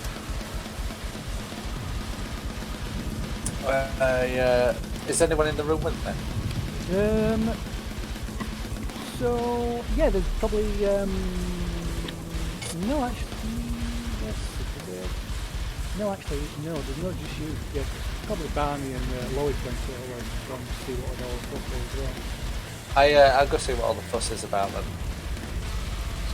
I get up off the settee and I'll make my way to the main door to see what's going on. Okay, so looking outside, you can see. Probably don't spot everybody at first, but you like see the light of the torch down in the graveyard below the house. Yeah, and you eventually find everybody at the side of, with shocked looks on the faces, stood at the side of Henry's disinterred grave and the bloody, disemboweled corpse of Ethel Judson. What's happened to the young guy here? I'm just like blah, blah, blah, blah, blah, blah, blah, blah. Good answer. That's all I can say in the matter. Is anyone here with a little bit of sense want to tell me what's going on? Well, I'll be quick about it because it's she's raining. gutted and she's dead. She said her last dying breaths were, they took him, and the body's gone. Henry's body is missing. Cool. Short and sweet. Who took him? Nobody knows. So the sheriff sort of snaps out of the initial shock and starts to remove them. Everybody step back away from the grave. This is a crime scene now. This is Toby, get down to the office and bring up some of that police tape. You need to cordon the office of the scene. You need to call in the feds.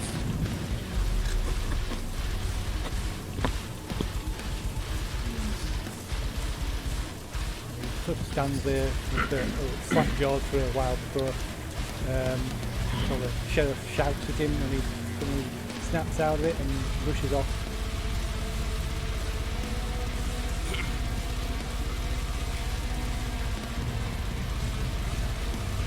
So, anyone got any idea what's actually going off here? Nope, no idea at all. So, what we're saying is the professor's body's gone and this one has sort of been gutted and taken the place. Yeah. Just fill in her, put her in the hole and fill the hole in. Nobody knows any different and we can get on our way. Yeah, I agree. A body's a body's a body. That's what I say.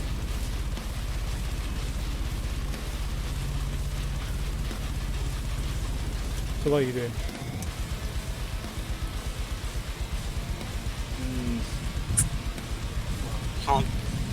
You can't even look over the scene because, you know, they're Who's- it up. Who was with her last? Me? So, Well, yeah, as far as I'm aware, I was with her last, but she was heading towards town.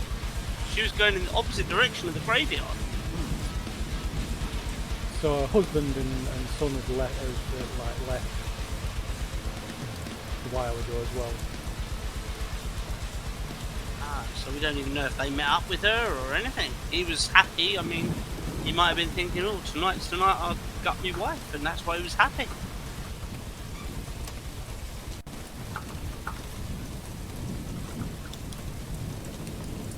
So the sheriff turns and says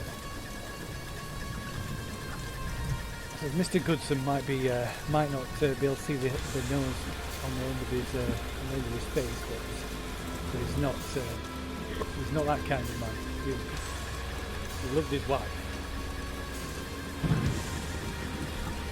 Yeah, I'd still like to have found out why she was so upset about Henry, what their connection was. There must have been something more than just friends, or, you know.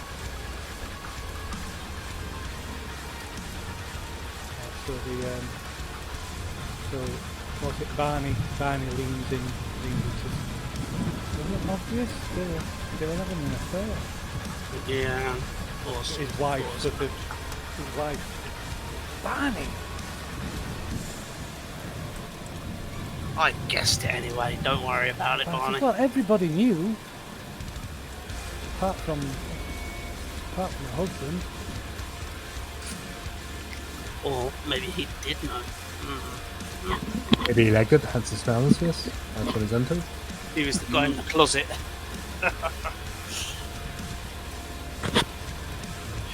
As I say, White's a good man, but can't see the nose on the end of his face.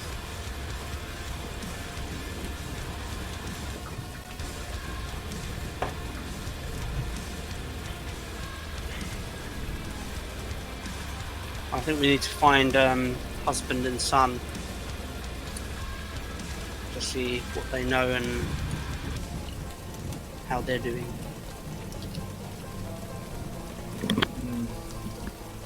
Okay, so Sheriff White says, "Come on, people! There's nothing more to see. You might as well get back home. I'll be around tomorrow, if not or this evening, with the Commonwealth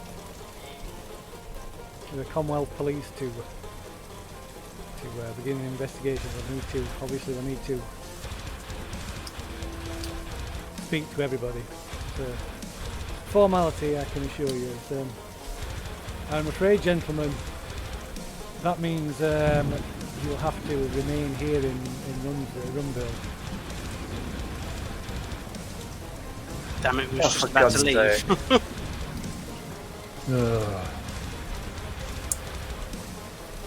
Should we make a run for it, lads? I'm tempted, actually, to be honest, because this place is strange. Strange folk. However, it looks like there's a story here. And I kind of don't want to miss it.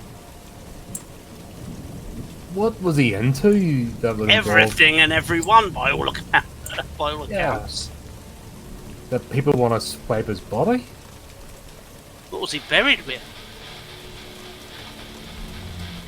Well, they would have just taken that, but did you see any caterpillar tracks?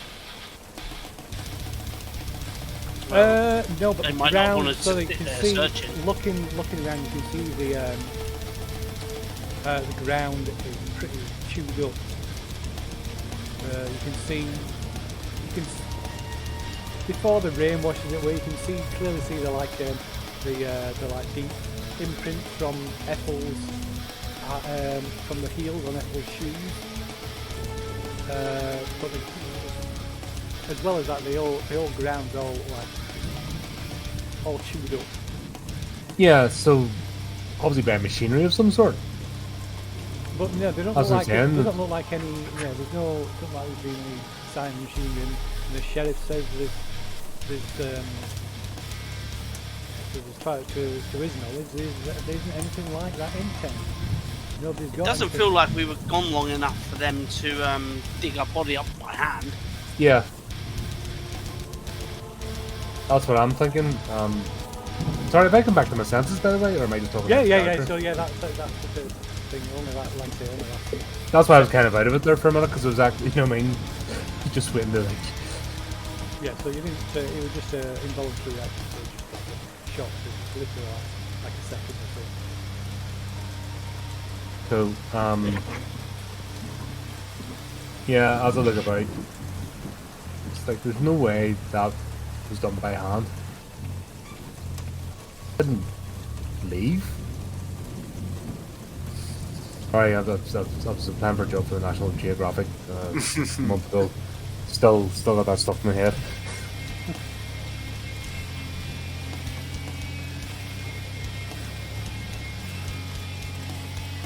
I suppose we'll. I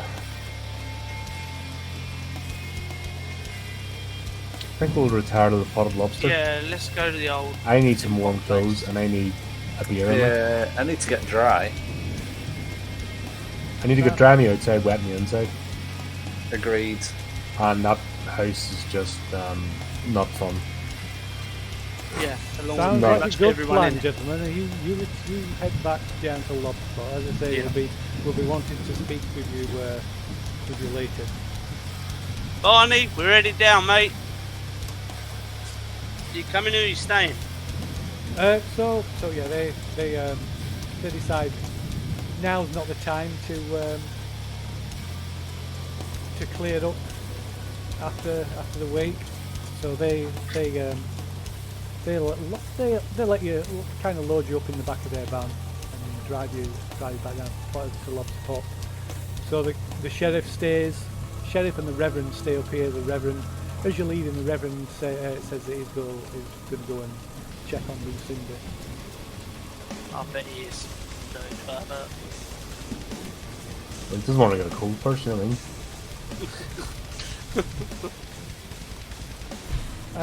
But yeah, so let's see. Let's move to a nice. Let's move to. I think we're out of shot of the music now. Yeah. You what? Sorry. I think we're out of earshot of the music, Lucinda's yeah. music. Yes, yes. Barney took the CD with him. Okay. Oh, is it one of those portable CDs that's in the car and it's like wobbling? Do you remember those? Yeah.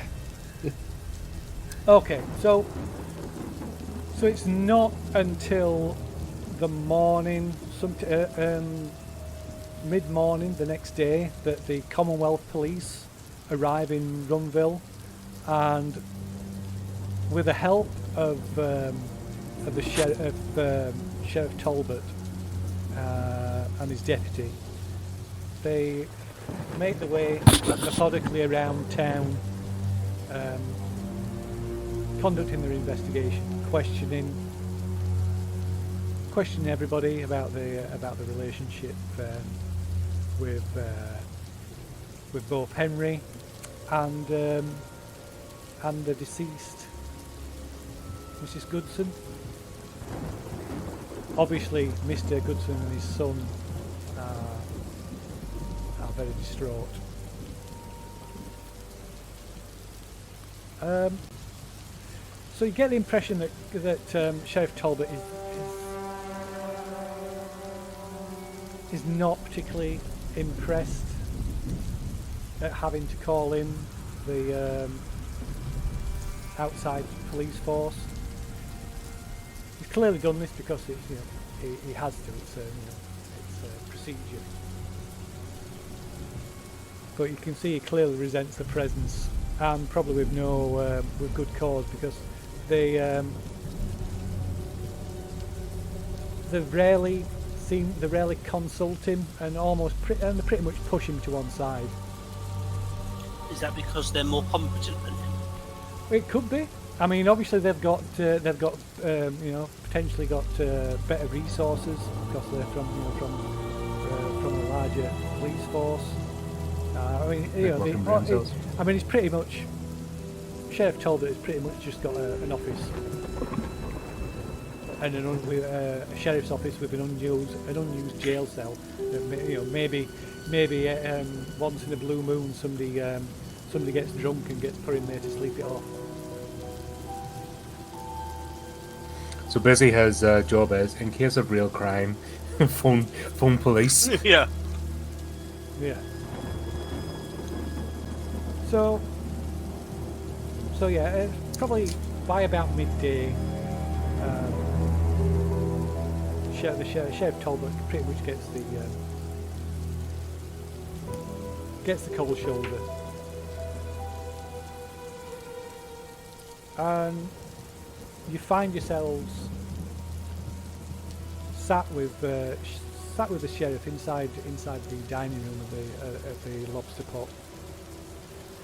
And he's bemoaning to the drums about being shoved aside, and also to anybody who'll listen, which basically ends up. You know what? Actually, I'll play on that. I'll be like, yeah, they don't seem to be much into team play, are they? No, it's always the same. Anytime there's been any serious incidents here in Lunsville, it's always the same. Always the same. No respect. When you say any time, sort of crank back to Henry's daughter. Surely it doesn't happen, apart from that tragic incident, it doesn't happen that often. It wasn't an isolated incident, I'm afraid. There was poor Sophia. She was the last of them, but she was one of the 3 children that disappeared. Sophia was the only one that we actually found a body, and nobody was ever brought to justice for that. Hangs over my shoulder to this day. I would have known that. Yes, quite possibly, yes. That's true. There's almost a strange ritualistic aspect to it. I know I don't want to panic people, but you'd almost think there's a cult in play. That's not the only thing that's strange. I saw the doctors. Would I have spoken to the sheriff before? What? Or crossed paths? In the past? Because I covered the story. Yeah, quite possibly. You'd maybe know it. Yeah, it's not unreasonable. And that's, God, that was 79, so what, like 10 years or so have passed, haven't they? Yeah. So it don't look that much. Yeah, I mean, whether he actually remembers you, I mean, a lot of times. That's what I'm thinking, but something like that will would have been in the... Yeah, the place will have been crawling with reporters. He would have been, would he have still been sheriff in, or deputy? Yeah, he's been sheriff here for a long time. Pretty much because, if only because nobody else would take the job. I mean, he should have retired by now, but it says, it'll tell you something. that's strange as well. I saw Dr. Ettringer's coronary report, and that wound on Ethel Goodson's stomach, that wasn't made by, according to his report, that wasn't made by by a knife or any other kind of metal weapon, but he said it was more like a claw that punctured the body wall and then was dragged with enormous force across the torso just to open her belly right up. It says that incision. It says the incision, it was ragged, more like a rip than a slice. Said he'd never. Dr. Estringer said he'd never seen anything like it before. I've never seen anything like it before. Obviously, you seen what happened to me. Dreadful. You don't think an animal did this to the grave? Like, I was looking for signs of machinery, but you don't surely think. I'll just sort of leave that question hanging there for him to pick up on.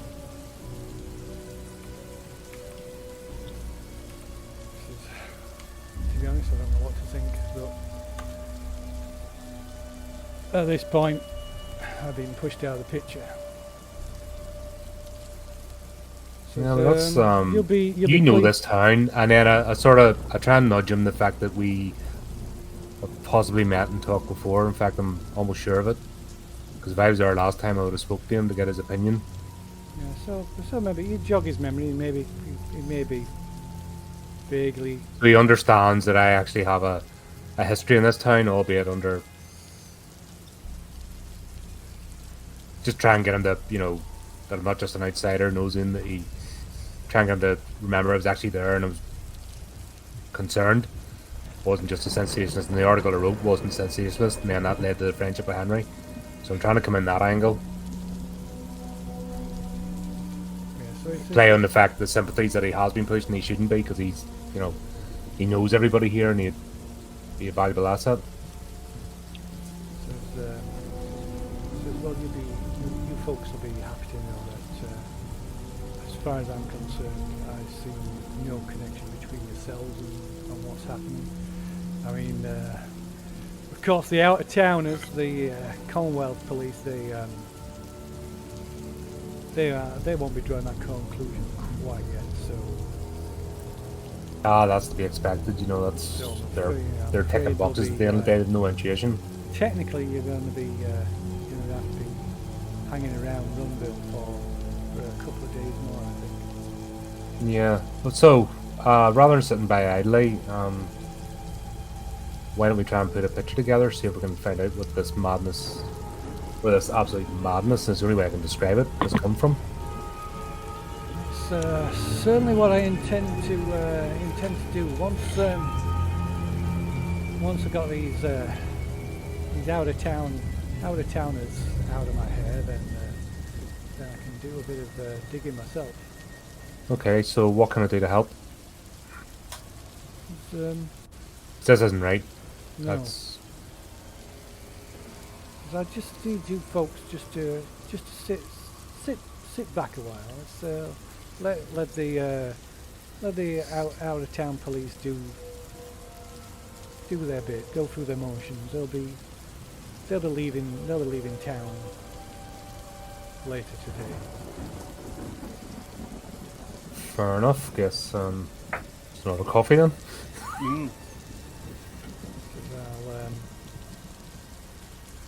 Yeah, I could do with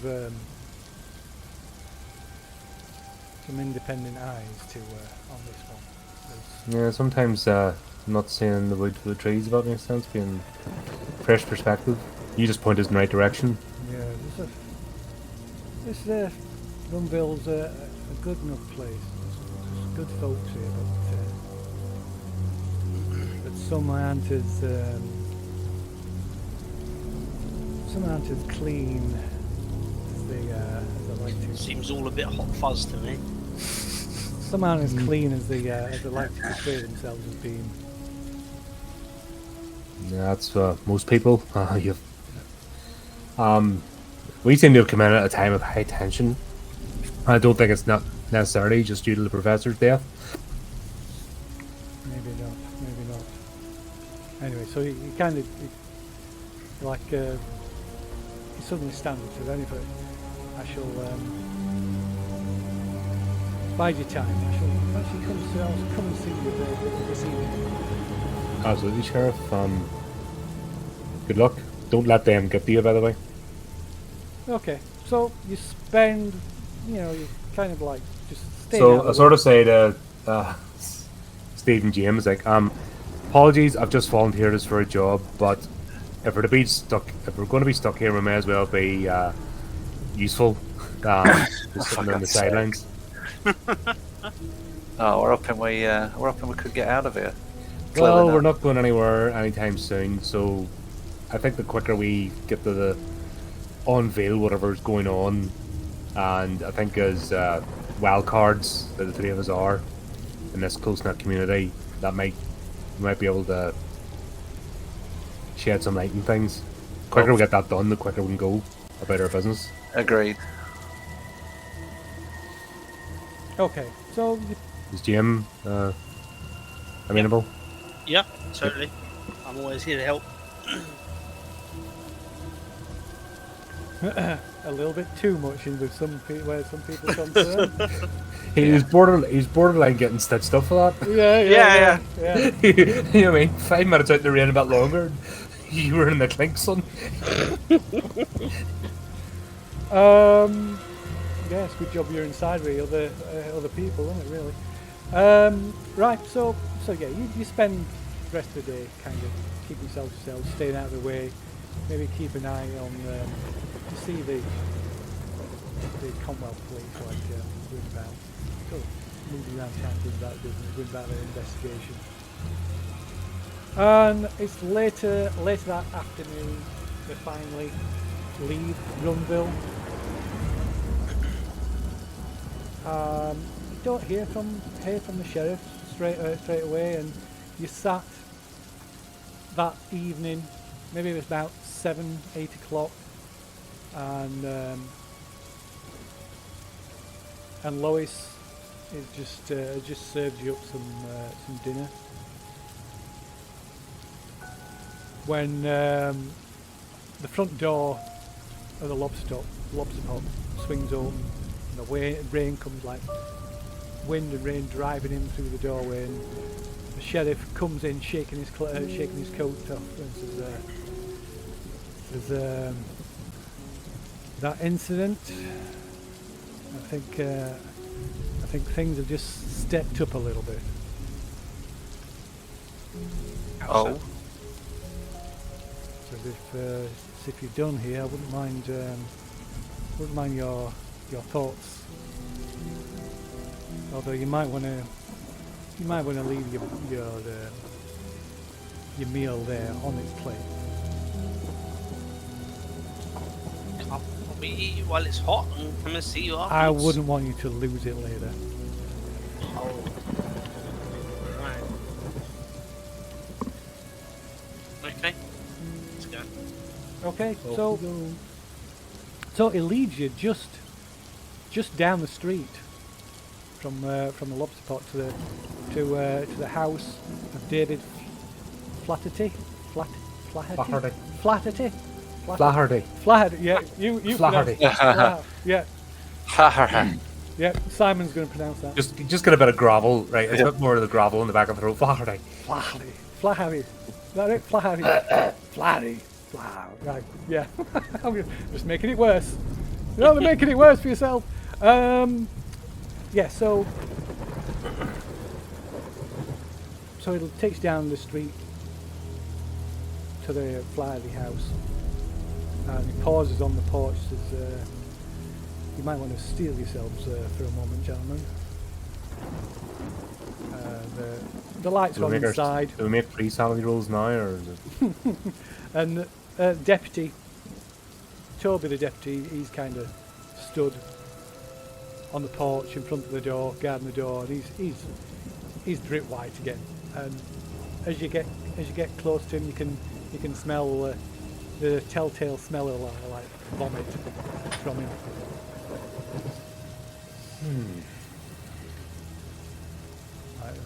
He nods silently and steps aside. The sheriff leads you inside the house, and there's the sound of radio playing in the background.